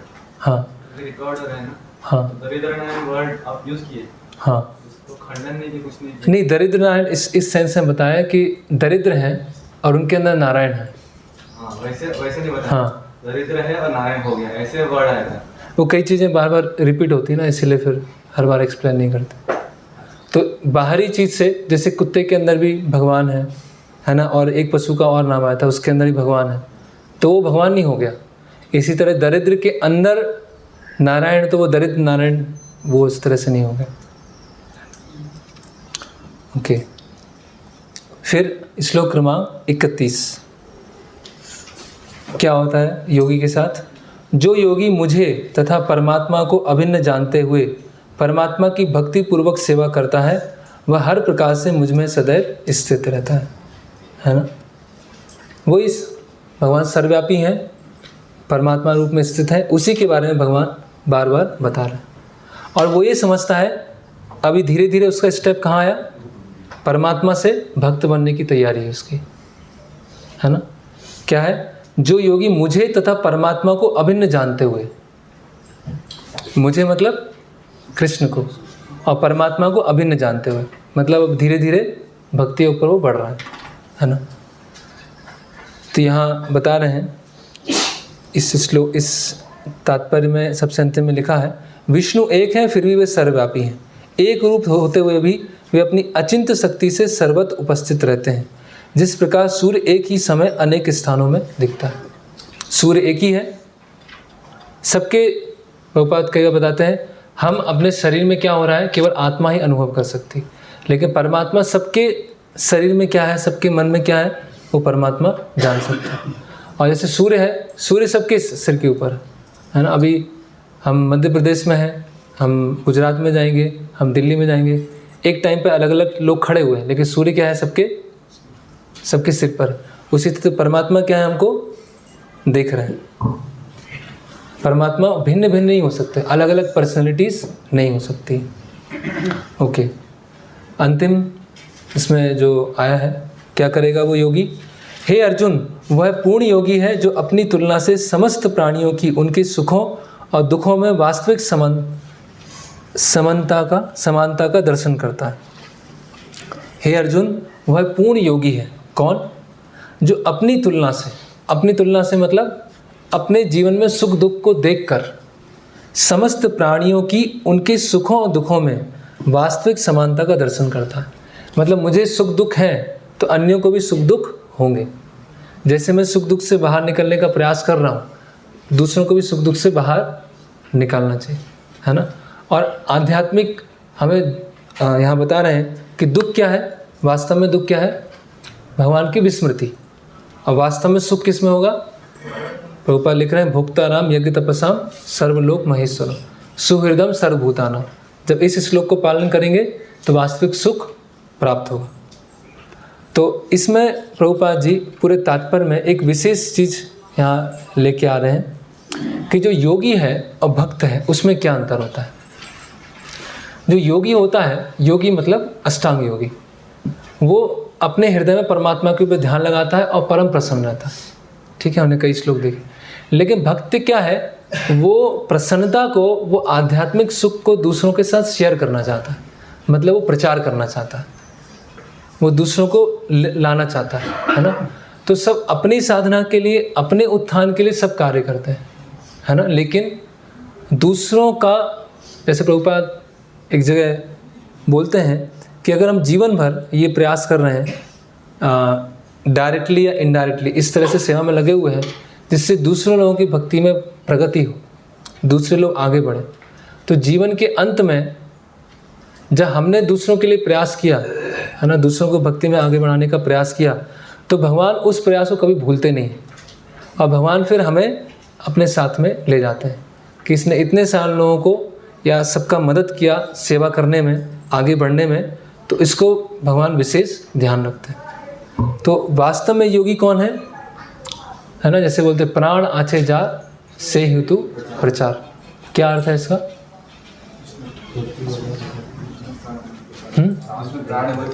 हाँ, जिसमें प्राण है वो प्रचार कर सकते। डेड व्यक्ति, मृत व्यक्ति प्रचार नहीं कर सकते। अब प्रचार का मतलब ये नहीं कि केवल लेक्चर देना है, बुक डिस्ट्रीब्यूशन करना है। हर व्यक्ति को ये समझना कि कैसे मैं प्रचार से जुड़ा हुआ, कैसे मेरी सेवा प्रचार में जुड़ी हुई, कैसे मेरे पूरे दिन में जीवे दया का भाग आ रहा है कि नहीं आ रहा, है ना। इसीलिए बहुत इम्पोर्टेंट है कि हमें दूसरों को कृष्ण भावना में देना, दूसरों के साथ शेयर करना, दूसरों को आगे बढ़ाने के लिए प्रयास करना। उसमें हमें लगेगा कि पता नहीं हमारा टाइम वेस्ट हो रहा है, इतना तो हम अपना रीडिंग कर लेते, अपना चैंटिंग कर लेते और कुछ काम कर लेते। लेकिन अगर वो कार्य नहीं करेंगे तो जो पड़ा है वो ये काम तो आएगा, लेकिन बहुत सारी चीज़ें हम भूल जाएंगे, बहुत सारे व्यर्थ हो जाएगा। क्योंकि जब हम दूसरों को सेवा में लाने का प्रयास करते हैं, आगे बढ़ाने का प्रयास करते हैं, तो हम खुद देखते हैं कि हमारे अंदर क्या कमियां हैं, हमारे अंदर क्या दोष हैं और कैसे हमें अपने आप को इम्प्रूव करना है। तो जो प्रचार है, जैसे मैंने बताया कि हर व्यक्ति प्रीचिंग मूवमेंट से जुड़ा हुआ है, उसको ये जानना चाहिए कैसे हमें लोगों को लेके आना है, कैसे लोगों को हमें मेंटेन करना और लोगों को भक्ति में आगे बढ़ाना। हर व्यक्ति जुड़ा हुआ है। कभी कभी ऐसा होता है कि एक बार किसी ने प्रश्न पूछा था कि प्रभु जी प्रचार इम्पोर्टेंट है या सेवा करना इम्पोर्टेंट है। एक पता नहीं किसी मीटिंग में किसी ने प्रश्न पूछा कि प्रचार ज़्यादा इम्पोर्टेंट है या सेवा इम्पोर्टेंट है, तो क्या आंसर है इसका? दोनों इम्पोर्टेंट है, कौन सा इम्पोर्टेंट? दोनों इम्पोर्टेंट है। प्रचार सेवा ही नहीं, पहले आपने सही बोला था। एक्चुअली क्वेश्चन ही गलत है। आप प्रचार और सेवा को अलग क्यों कर रहे हैं? आप मतलब सेवा मतलब जब हम कुछ फिजिकली कर रहे हैं उसको हम सेवा कहेंगे, और हम किसी को बुला के सेवा में लगा रहे हैं, या बुला के हम फॉलोअप कर रहे हैं, या हम कुछ डिस्कशन कर रहे हैं, या कुछ हम समस्याओं का समाधान करने का प्रयास कर रहे हैं, वो भी तो सेवा का पार्ट है ना। आप देखिए प्रभुपाद जी घंटे घंटे लेटर्स डिक्टेट करते थे अपने। अब प्रभुपाद जी के शिष्य हैं, प्रभुपाद लेटर्स का जवाब दे रहे हैं और लेटर्स शिष्यों के पास जाता था। तो अभी प्रभुपाद तो और भी कुछ कर सकते हैं, बुक ट्रांसलेशन के लिए समय नहीं है, बहुत सारे इश्यूज़ हैं, मैनेजमेंट के इश्यूज़ हैं, उसको सॉल्व कर सकते हैं। लेकिन ये बहुत इंपॉर्टेंट पार्ट है, इसीलिए कभी हमें ऐसा ही सोचना चाहिए कि सेवा अलग है और प्रचार अलग है। यस, किसको किस सेवा में लगना है फिर वो जो अथॉरिटी है वो डिसाइड करेंगे, उसमें भेदभाव नहीं होना चाहिए, है ना। जैसे कोई सोचा रहे तो बस प्रचार ही करते रहते, सेवा तो करते ही नहीं, इनका सेवा में तो मन लगते ही नहीं है, बस इनसे बातें करवा लो बस, और कुछ नहीं, बस इनका सेवा करने का मन ही नहीं करता, है ना। फिर कोई सेवा में बहुत इंटरेस्टेड है ना, और आए कोई संडे प्रोग्राम में कोई नया आया और उनको बोला कि इनको थोड़ा समझाइएगा, प्रभु जी आप इनको समझाइएगा, कोई माता जी आप इनको समझाइएगा। अभी माता जी ने कोई समझाया नहीं या प्रभु जी ने कोई समझा नहीं, अपनी सेवा में लगे हुए हैं। अभी नया व्यक्ति आया और किसी प्रभु जी या माता जी को बोला कि आप इसको थोड़ा समझाइए बैठा के, कोई भी हो सकता है, और हम क्या हमें सेवा करना है, ये सब हमें टाइम वेस्ट नहीं करना है, ऐसा ये नहीं करें। तो दोनों चीज़ क्या है, इम्बैलेंस। उसमें हमारा टाइम जाएगा, उसमें हमें कुछ छोड़ना पड़ेगा, उसमें हमारे रात में राउंड्स जाएंगे, ऐसा होगा।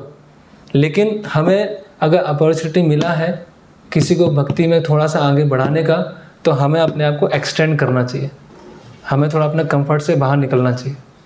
नहीं तो क्या होगा, फिर अपनी भक्ति में अपनी सेवा हो गई, बस बात खत्म। फिर हमें उत्साह नहीं आएगा, देखिए आप, फिर उत्साह चला जाता है। क्यों समय के साथ उत्साह क्यों जाता है? या तो हम बस प्रचार में इतना लग गए, इतने प्रचार में लग गए कि वो फिर जो सेवा कर रहे हैं उनको हम अच्छे दृष्टि से नहीं देख रहे हैं, या जो फिजिकल सेवा बहुत कर रहे हैं और वो कैसे वो प्रीचिंग मूवमेंट से जुड़ा हुआ है उसको नहीं देख पा रहे हैं। इसीलिए एक सम्यक दृष्टि से हमें देखना चाहिए। तो यही प्रभुपाद जी हम बता रहे हैं कि सर्वश्रेष्ठ योगी कौन है, न च तस्मात् मनुष्येषु कश्चिन में प्रिय कृतमा, कि जो प्रचार करता है, सर्वश्रेष्ठ समाज सेवा कल्याण कार्य करता है, और मुझे क्या है, बहुत प्रिय है। और योगी क्या होते हैं, वो अकेले अपने उत्थान में लगे होते हैं, है ना।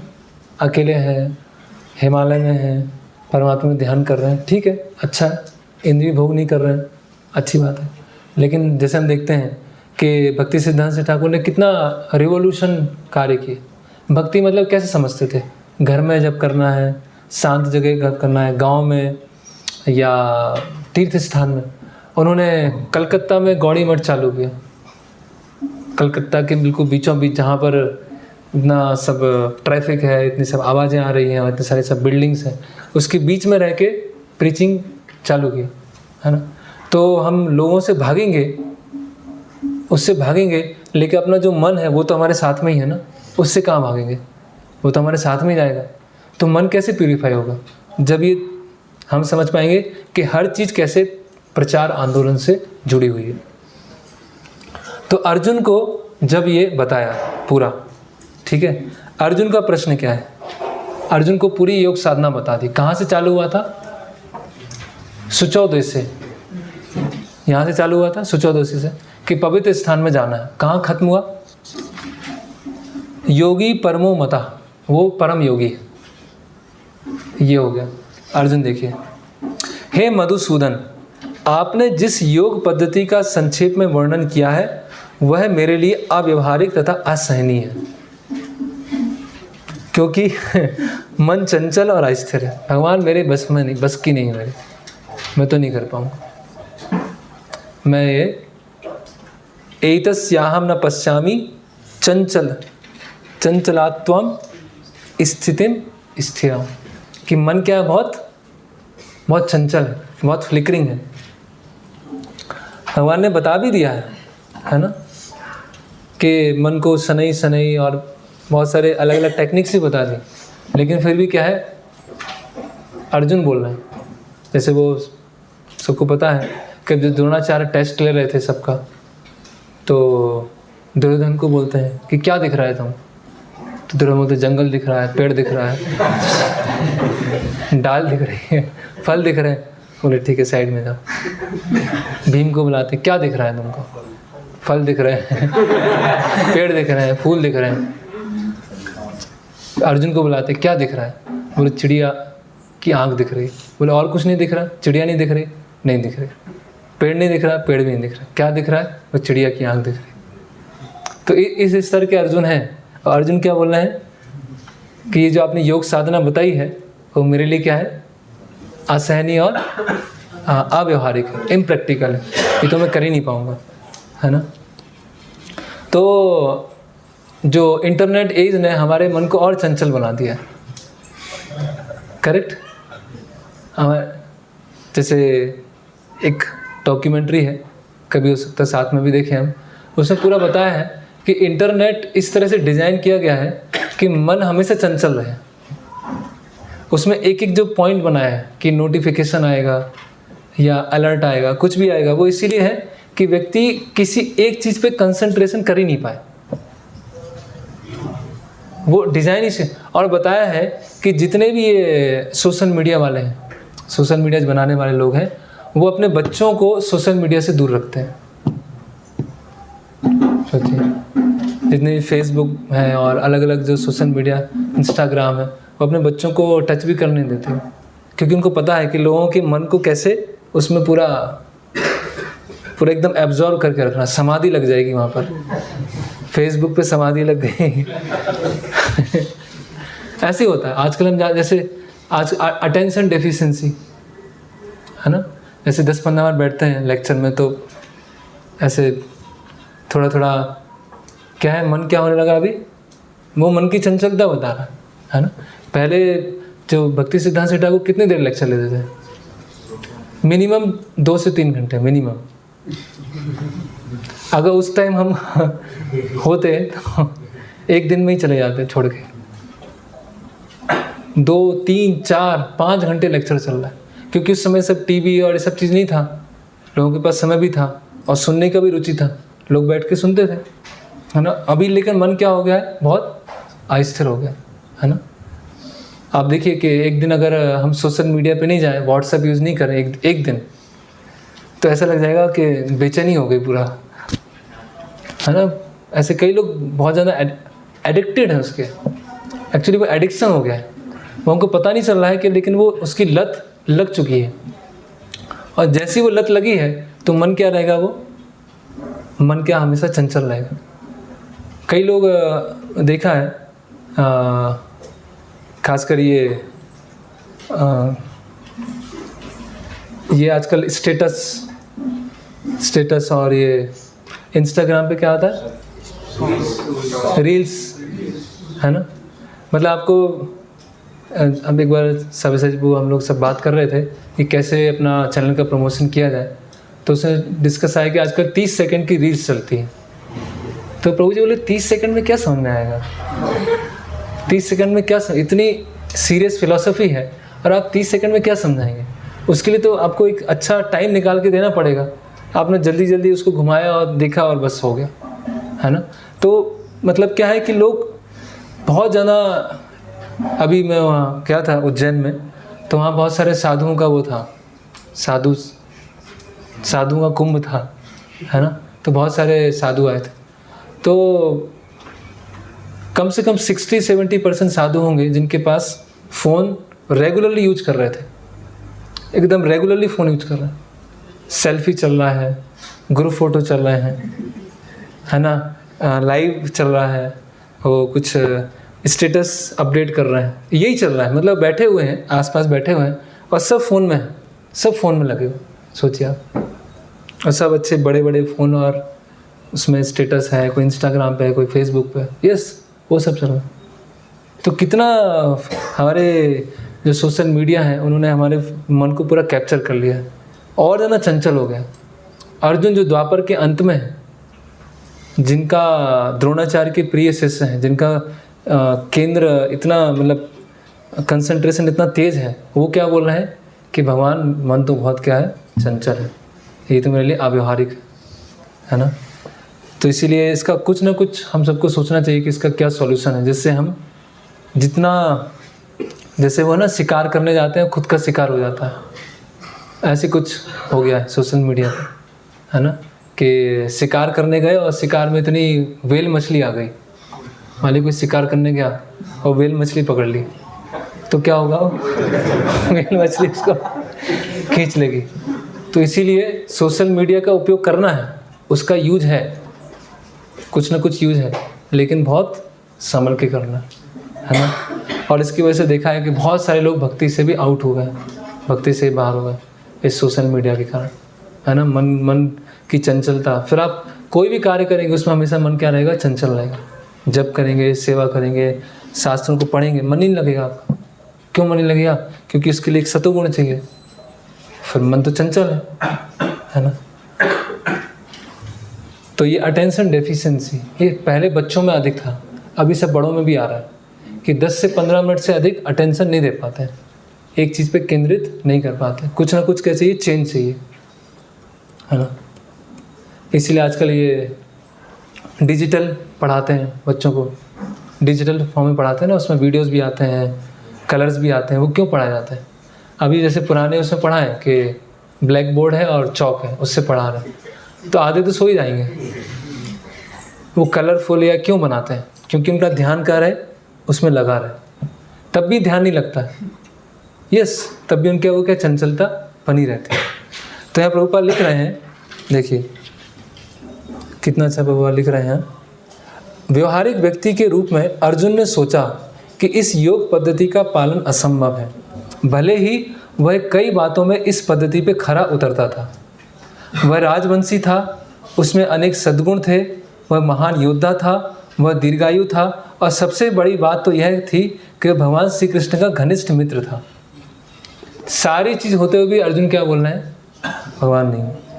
5000 वर्ष पूर्व अर्जुन को हमसे अधिक सुविधाएं प्राप्त थी, तो भी उसने इस योग पद्धति को स्वीकार करने से मना कर दिया। वास्तव में इतिहास में कोई ऐसा प्रलेख प्राप्त नहीं है जिससे यह ज्ञात हो सके कि उसने कभी योगाभ्यास किया हो, कि कभी अर्जुन ने अष्टांग योग किया हो, ऐसा ज्ञात नहीं है। फिर यहाँ प्रभुपाद लिख रहे हैं कि बहुत ही विरले लोग होते हैं जो अष्टांग योग को कर पाते हैं। तो आधुनिक समाज में क्या कहना, है ना। फिर श्लोक क्रमांक अगला है, बहुत ही महत्वपूर्ण श्लोक है। चंचलम ही मना कृष्ण प्रमाथि बल दृढ़म तस्याहम निग्रह मन्ये वायुरिवा सुदुष्करम। हे कृष्ण, चूंकि मन चंचल, उच्च श्रृंखल, हटीला तथा अत्यंत बलवान है। तो मन कैसा है, एक प्रश्न ये आएगा कि मन के अलग अलग गुण क्या है, मन की चंचलता के गुण क्या क्या है। तो मन पहले क्या बताया था इसमें, अब ये विधि क्या है, चंचल मन, अव्यवहारिक और असहनीय। इसमें क्या रहा है, चंचलम ही मना कृष्णा प्रमाथि। प्रमाथि मतलब पागल। प्रमाथि शब्द एक जगह और आया था, याद है किसी को?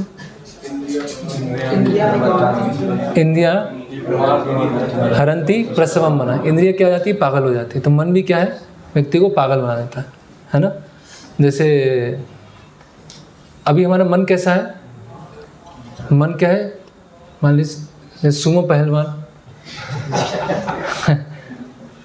वो हमारा मन है, और बुद्धि कैसी है, जैसे त्रिलोक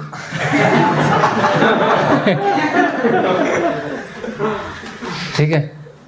अभी सुमो पहलवान ने कहा ये खाना है, यहाँ जाना है, बुद्धि ने कहा नहीं नहीं भाई, अरे क्यों नहीं जाई, वही जाऊँगा। तभी क्या करना पड़ेगा, सुमो पहलवान तो हट्टा कट्टा है, मन तो पूरा हावी हो रहा है बुद्धि के ऊपर तो क्या करना पड़ेगा, बुद्धि को खिलाना पड़ेगा और सुमो पहलवान को बंद कर देना पड़ेगा। तो सुमो पहलवान को धीरे धीरे नहीं खिलाएंगे तो पतला होता जाएगा है ना। और फिर बुद्धि जो होती वो बढ़ती जाएगी। फिर एक दिन सुमो पहलवान खाएगा कि यार वहाँ चल रहे घूमने, तो बुद्धि क्या बोलेगी, बिल्कुल नहीं, वहाँ तो बिल्कुल नहीं जाना, तो बस यही चलता रहता है, मन और बुद्धि में क्या चलता रहता है, बस यही फाइटिंग चलती रहती है। मन स्ट्रांग है, ये करना है तो करना है, बुद्धि बोलेगी मत करो मत करो, करना है तो करना है, बस मन के हाथ हार गया। बुद्धि स्ट्रांग है, मन सब सर्वेंट हो गया, बुद्धि जैसा बोलेगी वैसे करना है ना। तो आप बुद्धि हो, मन परिवर्तन।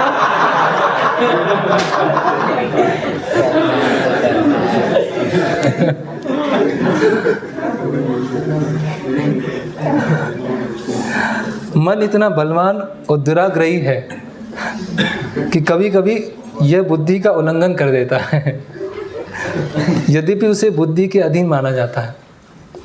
ठीक है, बुद्धि का वो उल्लंघन कर देता है।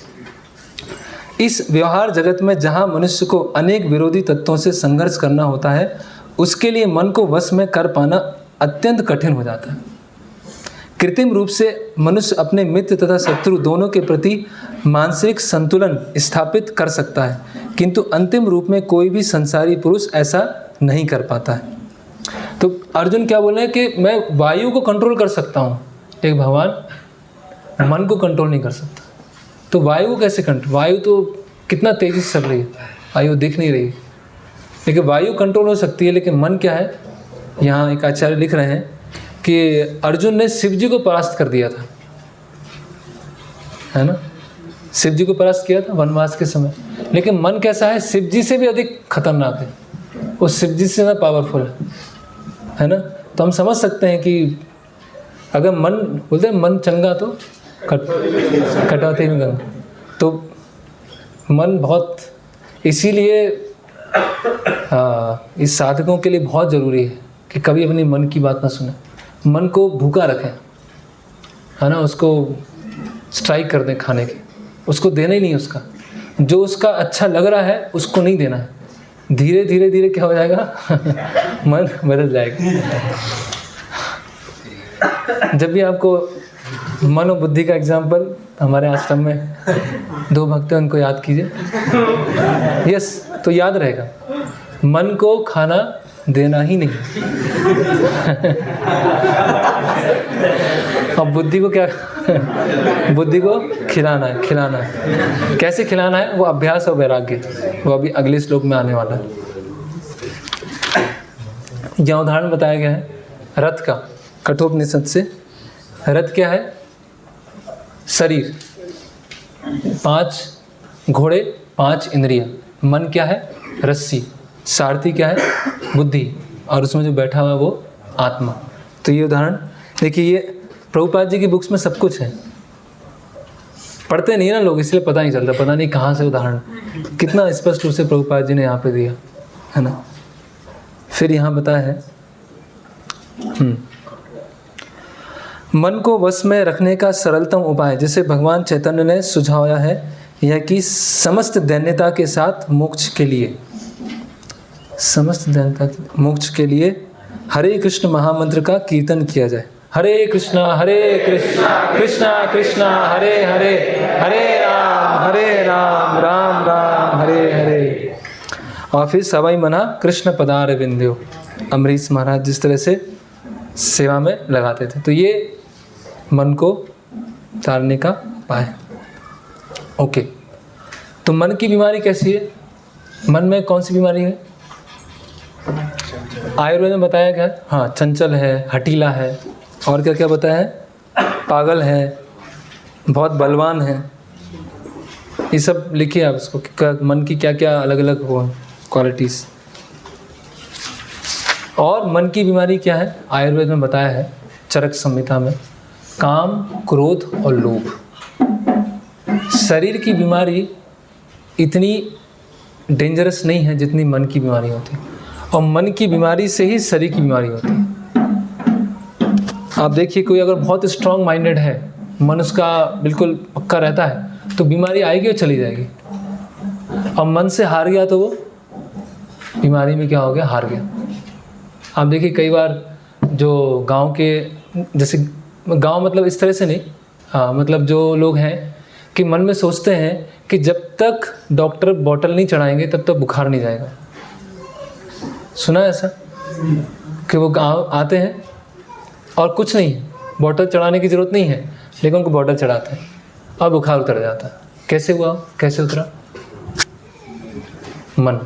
इसको बोलते हैं प्लेसिबो इफेक्ट, कि जब तक उनको लगता है ये नहीं दिया जाएगा तब तक हमें बीमारी नहीं जाएगी। भाई उसको देने से बीमारी गई नहीं, वो तो आपके मन में धार के रखा था कि बुखार है, बॉटल चढ़ी और बुखार चला गया।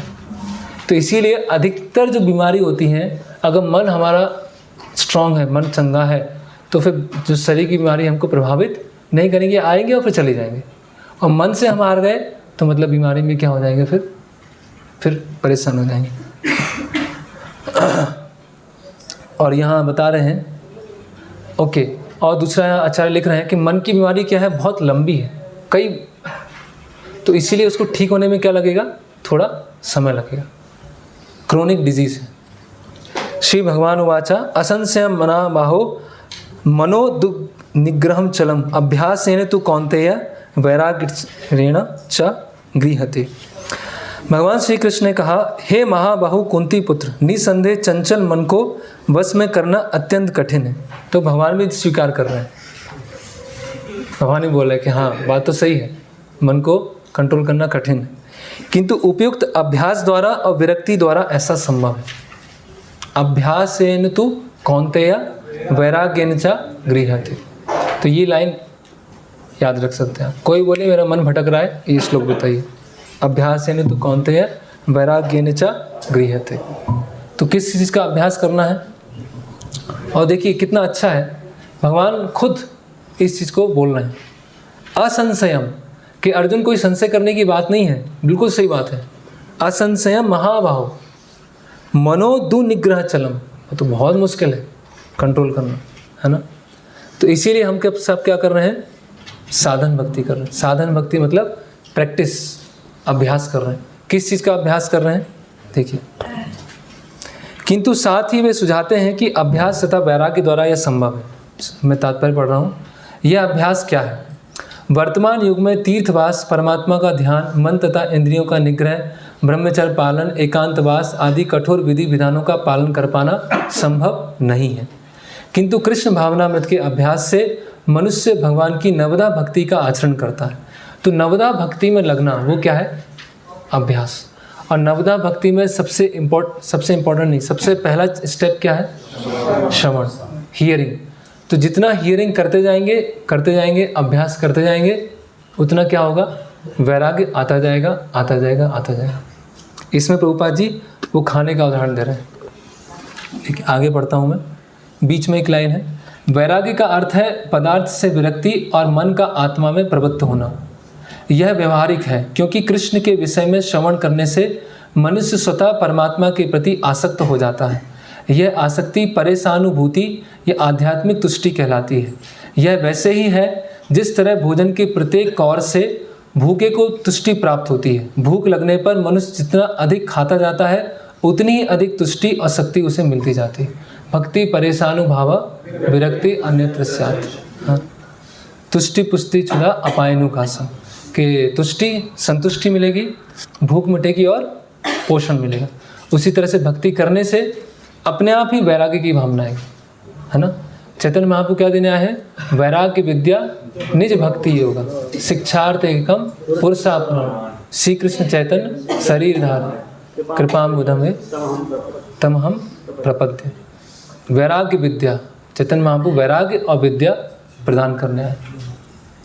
और इसके लिए प्रभुपाद जी डॉक्टर की एनालॉजी ले रहे हैं कि जब कैंसर है, मन को क्या हो गया, कैंसर है, तो एक्सपर्ट डॉक्टर की आवश्यक है। कैंसर हो गया है और खुद दवाई लेके उसको ठीक कर सकते हैं, कैंसर की दवाई को। कैंसर का अगर कोई पेशेंट है फिर उसको बंद करना।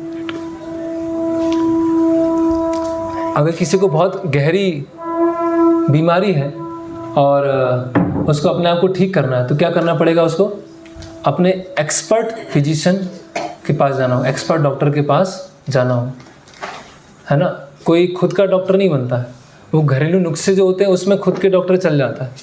लेकिन जहाँ पर मन में कैंसर है, इतने जन्मों का मन की चंचलता है, उसके लिए फिजिशियन मतलब गुरु, उनके प्रभुपाद बता रहे हैं मेडिसिन देंगे, मेडिसिन क्या होगा?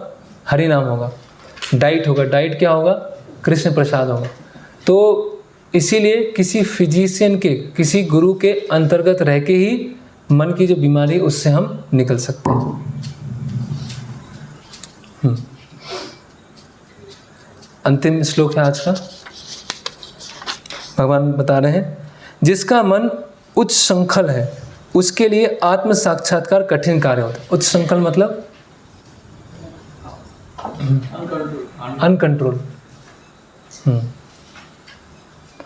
किंतु जिसका मन संयमित है और जो समुचित उपाय करता है उसकी सफलता ध्रुव है, ऐसा मेरा मत है। इति में मति, है ना। तो इसीलिए एक आर्टिकल आया था, गाइडेड मिसाइल्स मिसगाइडेड माइंड, है ना, कि बड़ी बड़ी टेक्नोलॉजी तो गाइडेड है लेकिन मन क्या है, जो सबसे बड़ा खतरनाक शत्रु है वो क्या है? अनगाइड, मिसगाइडेड है, उसके लिए कोई गाइडेंस नहीं है। तो इसीलिए यहाँ लिख रहे हैं, पूरा तात्पर्य इम्पोर्टेंट है, आप लोग बाद में पढ़ लीजिएगा। भौतिक भोग में मन लगाकर योग का अभ्यास करना मानो अग्नि में जल डालकर उसे प्रज्वलित करने का प्रयास करना। आप कुकिंग कर रहे हैं किसके ऊपर? धुएं के ऊपर। हमने बर्तन रखा और धुएं के ऊपर पूरे दिन खीर पका रहे हैं। लकड़ी के ऊपर नहीं, गैस के ऊपर नहीं, धुएं के ऊपर। क्या होगा? पकेगा। बस ऐसे ही हमारा मन है। इस मन को हम कंट्रोल करने का प्रयास नहीं कर रहे हैं, इस मन का हम गुरु के माध्यम से ट्रीटमेंट नहीं करा रहे हैं और हम भक्ति कर रहे हैं, तो क्या होगा? वो कुछ नहीं होने वाला। पेट्रोल डाला, पानी डाला, पेट्रोल डाला, पानी डाला। अधिकतर लोगों के जीवन में यही चल रहा है। मन का निग्रह किए बिना योगाभ्यास समय का अपव्यय है। योग का ऐसा प्रदर्शन ही भौतिक दृष्टि से लाभप्रद हो, किंतु जहाँ तक आत्म साक्षात्कार का प्रश्न है यह सब व्यर्थ है। इसीलिए समाज में जो भी समस्या, आप देखिए क्राइम देखिए, किसके कारण है? अनकंट्रोल माइंड, है ना। और करप्शन हो रहा है, मर्डर हो रहे हैं, है ना। ये सब इसका कारण क्या है? असंतुलित मन, है ना। जैसे कुछ समय पहले आया था कि बच्चों की सुरक्षा देने के लिए कुछ गन दी थी, कुछ चाकू दिए थे, और बच्चे ना वीडियो गेम्स थे उसमें देखते थे कि गन से मार रहे हैं, चाकू से मार रहे हैं, तो उसने एक्सपेरिमेंट किया, अपने स्कूल में ही कर दिया, चाकू ही मार दिया, गन से कई लोगों को मार दिया। तो ये क्या हो गया? मिसगाइडेड माइंड है और उसके हाथ में हथियार दे दिए। आप देखिए कोई भी समाज में किसी भी तरह की दुर्घटना हो रही है, किसी भी तरह के क्राइम्स हो रहे हैं, मर्डर्स हो रहे हैं, उसका जो रूट कॉज है वो क्या है? मन डिस्टर्ब है, मन चंचल है। चंचल मतलब अपने भोग के बारे में सोचना और उसी तरह से काम करना। फ्रस्ट्रेशन किस में होता है? मन में होता है। विचलित कौन होता है? मन होता है। इसीलिए हर व्यक्ति अपने मन के अनुसार ही चल रहा है। इसे अभ्यास और वैराग्य, बहुत अच्छे से अभ्यास करना है, लगे रहना है, शनै शनै उत्साह, निश्चय, धैर्य रखना है और सफलता मिलेगी। शुद्ध कृष्ण सेवा भावना आएगी एक दिन, उसमें हमें धैर्य रखना है। तो इसके माध्यम से हम सिद्धि हमें प्राप्त हो सकती है। उसके लिए यहाँ पर बताया जा रहा है, फिर से वो बार बार वो पॉइंट रिपीट होता है, जप करना। जप ही ऐसा समय है जिस समय मन को हम कंट्रोल में रख सकते हैं। मतलब और भी चीज़ें हैं, लेकिन जप करते समय मन भाग रहा है मतलब मन कंट्रोल में नहीं है। इनअटेंटिव चैंटिंग है, या जब के समय हम सो रहे हैं तो आप देखिए मन बहुत ही मन सुला देगा, बहुत ही दुर्गति वाली स्थिति है। इसीलिए पानी डालना है, पानी पी के आना है, घूमते हुए करना है, कुछ हरि नाम के ऊपर कोट्स पढ़ना है, कुछ हरि नाम के ऊपर कुछ लेक्चर हो वो सुनना है, लेकिन जब बहुत अच्छी तरह से करना है। अगर जब अच्छी तरह से किया तो मन बहुत अच्छा रहेगा। मन अच्छा रहेगा तो जितनी भी समस्याएं, जितनी तो नहीं, लगभग सारी समस्याएं का सॉल्व हो जाएगा। तो गुरु के माध्यम में अच्छे तरह से अगर हम जप करेंगे तो बहुत सारी समस्याएं चलेंगी। उत्साह, प्रभु जी उत्साह नहीं आ रहा है, जब अच्छी तरह करो। प्रभु जी आनंद नहीं आ रहा है, सेवा मन नहीं लग रहा, जब अच्छी तरह करो। जब आप करेंगे और बहुत अच्छी तरह से हो जाएगा। इसीलिए इन सब इतना सारा डिस्कशन का सार यही है कि गुरु के मार्ग निर्देशन में, अच्छे फिजिशियन के मार्ग निर्देशन में अगर हम जप कर रहे हैं, अपनी डाइट ले रहे हैं, प्रसाद ले रहे हैं, तो मन कंट्रोल में आ सकता है। तो यहाँ पे हम विराम लेंगे। और अगला प्रश्न अर्जुन का बहुत अच्छा प्रश्न है, सारे प्रश्न अच्छे हैं, कि असफल योगी की क्या गति है, कि योग साधना चालू किया और बीच में पतन हो गया तो अभी क्या होगा। वो क्लास हम सोमवार को लेंगे। हरे कृष्णा। किसी का प्रश्न हो सकता है।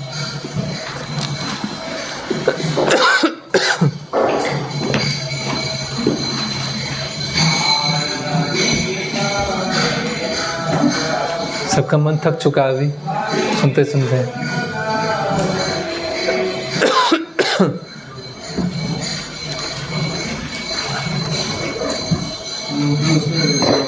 थोड़ा नजदीक लगाइए। कोई एग्जाम्पल दिया कि कोई नया वक्त आता है जिसमें उत्साह होता है, हाँ उसे डिस्करेज नहीं करना चाहिए। हाँ जैसे हम देखते हैं कोई वक्त आया स्टार्टिंग में 2 बजे उठ रहा है, कम सो रहा है, तो हम उसको बोलते हैं कि नहीं आपको थोड़ा लेट उठना चाहिए, थोड़ा सोना चाहिए, थोड़ा आगे के प्रॉब्लम्स आएंगे, हाँ। डिस्टर्बेंस होगा। तो ये करना ठीक है या उसको करने देना चाहिए? नहीं, जैसे नदी है, नदी तेज बह रही है, अगर उस पर हमने क्या बना दिया, किनारे बना दिए, तो नदी का पानी हम खेती में भी यूज कर सकते हैं, पीने में भी यूज कर सकते हैं। लेकिन नदी के आसपास किनारे नहीं है, बैंक नहीं है, तो क्या होगा, जैसे नदी में बहाव आएगा तो क्या हो जाएगा, बाढ़ आ जाएगा। तो उसी तरह से उत्साह तो रखना है और उसको और ज़्यादा बढ़ावा देना है, लेकिन उसको क्या करना है, चैनलाइज करना है। क्योंकि उसको पता नहीं है कि अभी अगर वो 2 बजे उठेगा, 1 बजे उठेगा तो बाद में हेल्थ ख़राब हो जाएगी। तो उसको बोलना है कि ठीक है, आपको जल्दी उठना है, 3 बजे उठिए, 3:30 बजे उठिए, उठ के स्नान करके जप किए। उत्साह को रेगुलेट करना है। उत्साह ऐसा नहीं होना चाहिए कि वो जैसे गुब्बारे वाला एग्जाम्पल था, उत्साह हुआ, तेज़ी से आया और एकदम से गिर गया। तो हम उसको निरुत्साहित नहीं कर रहे हैं, उसको हम प्रॉपर चैनलाइज कर रहे हैं। इसमें चैनलाइज कैसे हो? उसको बोलना ना, आप 1:30-2 बजे मत उठिए, आप 3-3:30 बजे उठिए, क्योंकि आपकी हेल्थ के लिए अच्छा नहीं है। अभी आप 1-2 बजे उठ पा रहे हैं, उसके बाद फिर बीमार हो जाएंगे। ऐसी कंडीशन आएगी कि आप मंगला आरती में भी नहीं आ पाएंगे। तो उसको दिशा निर्देशन दे दिया ना हमने, प्रॉपर कर दिया ना।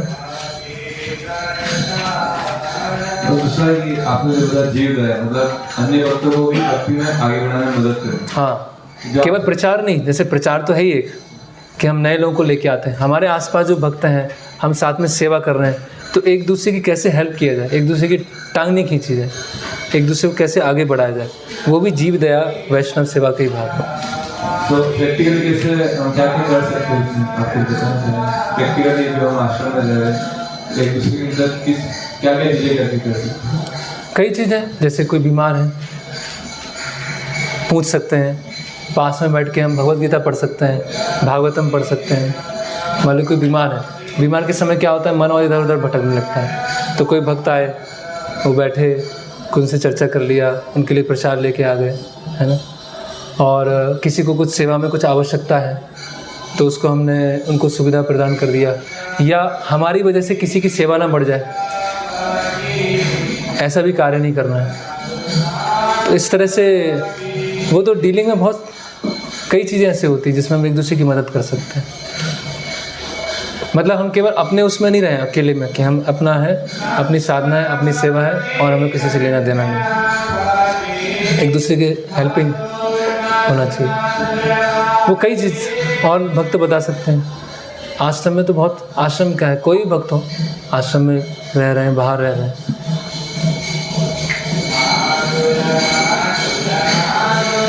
और कोई अभी तो आपने ये पता है कि सब लोग अपने विदेश में पढ़ना आइडिया विद्या में ऐसा में कुकिंग सिस्टम में सोच करना है कि जो सबसे इधर बच्चा करना है। तो लेकिन हम तो ये भी सोचिए कि जो कृष्ण नाम जप रहे हैं तो वो भी तो मतलब कृष्ण ही है, जो कृष्णा जो नाम जप रहे हैं वो नाम और नाम में अंतर नहीं। हाँ। लेकिन हमें तो पता है कि भाई मतलब कृष्ण तो हमें दिखते हैं और जो विग्रह होते हैं तो वो भी तो मतलब अपना वो कृष्ण ही है, लेकिन हमें दिखते नहीं कि मतलब ओरिजिनल कृष्ण है। हाँ। अभी तो हमें कुछ भी अपने वो करना है कि नाम जपने में कि नाम और नाम में अंतर नहीं है और जो विग्रह वो भी तो मतलब कृष्ण ही है। हाँ। तो आपने बताया कि मतलब सबके हृदय में परमात्मा है, ऐसा मतलब कि हमें कुकिंग अगर ऐसा सो नहीं करना, ये गलत है। तो फिर नहीं, सो नहीं करना, मैंने ऐसा बताया कि केवल उसको हम आर्टिफिशियली नहीं कर पाएंगे। जैसे हम बोल रहे हैं कि भगवान और भवन का नाम एक ही है, तो जब करने बैठेंगे तो कुछ और एक्टिविटी करेंगे नहीं, क्योंकि भगवान का नाम एक, भगवान एक ही है, तो उस समय भगवान उपस्थित है वहाँ पर, तो और कुछ कैसे कर सकते हैं। तो उसके साक्षात्कार के अलग अलग स्तर हैं। किसी को थ्योरेटिकली पता है, किसी को थोड़ा सा और पता है, किसी को और पता है, किसी को तो पूरा जप कर रहे हैं और पूरे भगवान के दर्शन हो रहे हैं।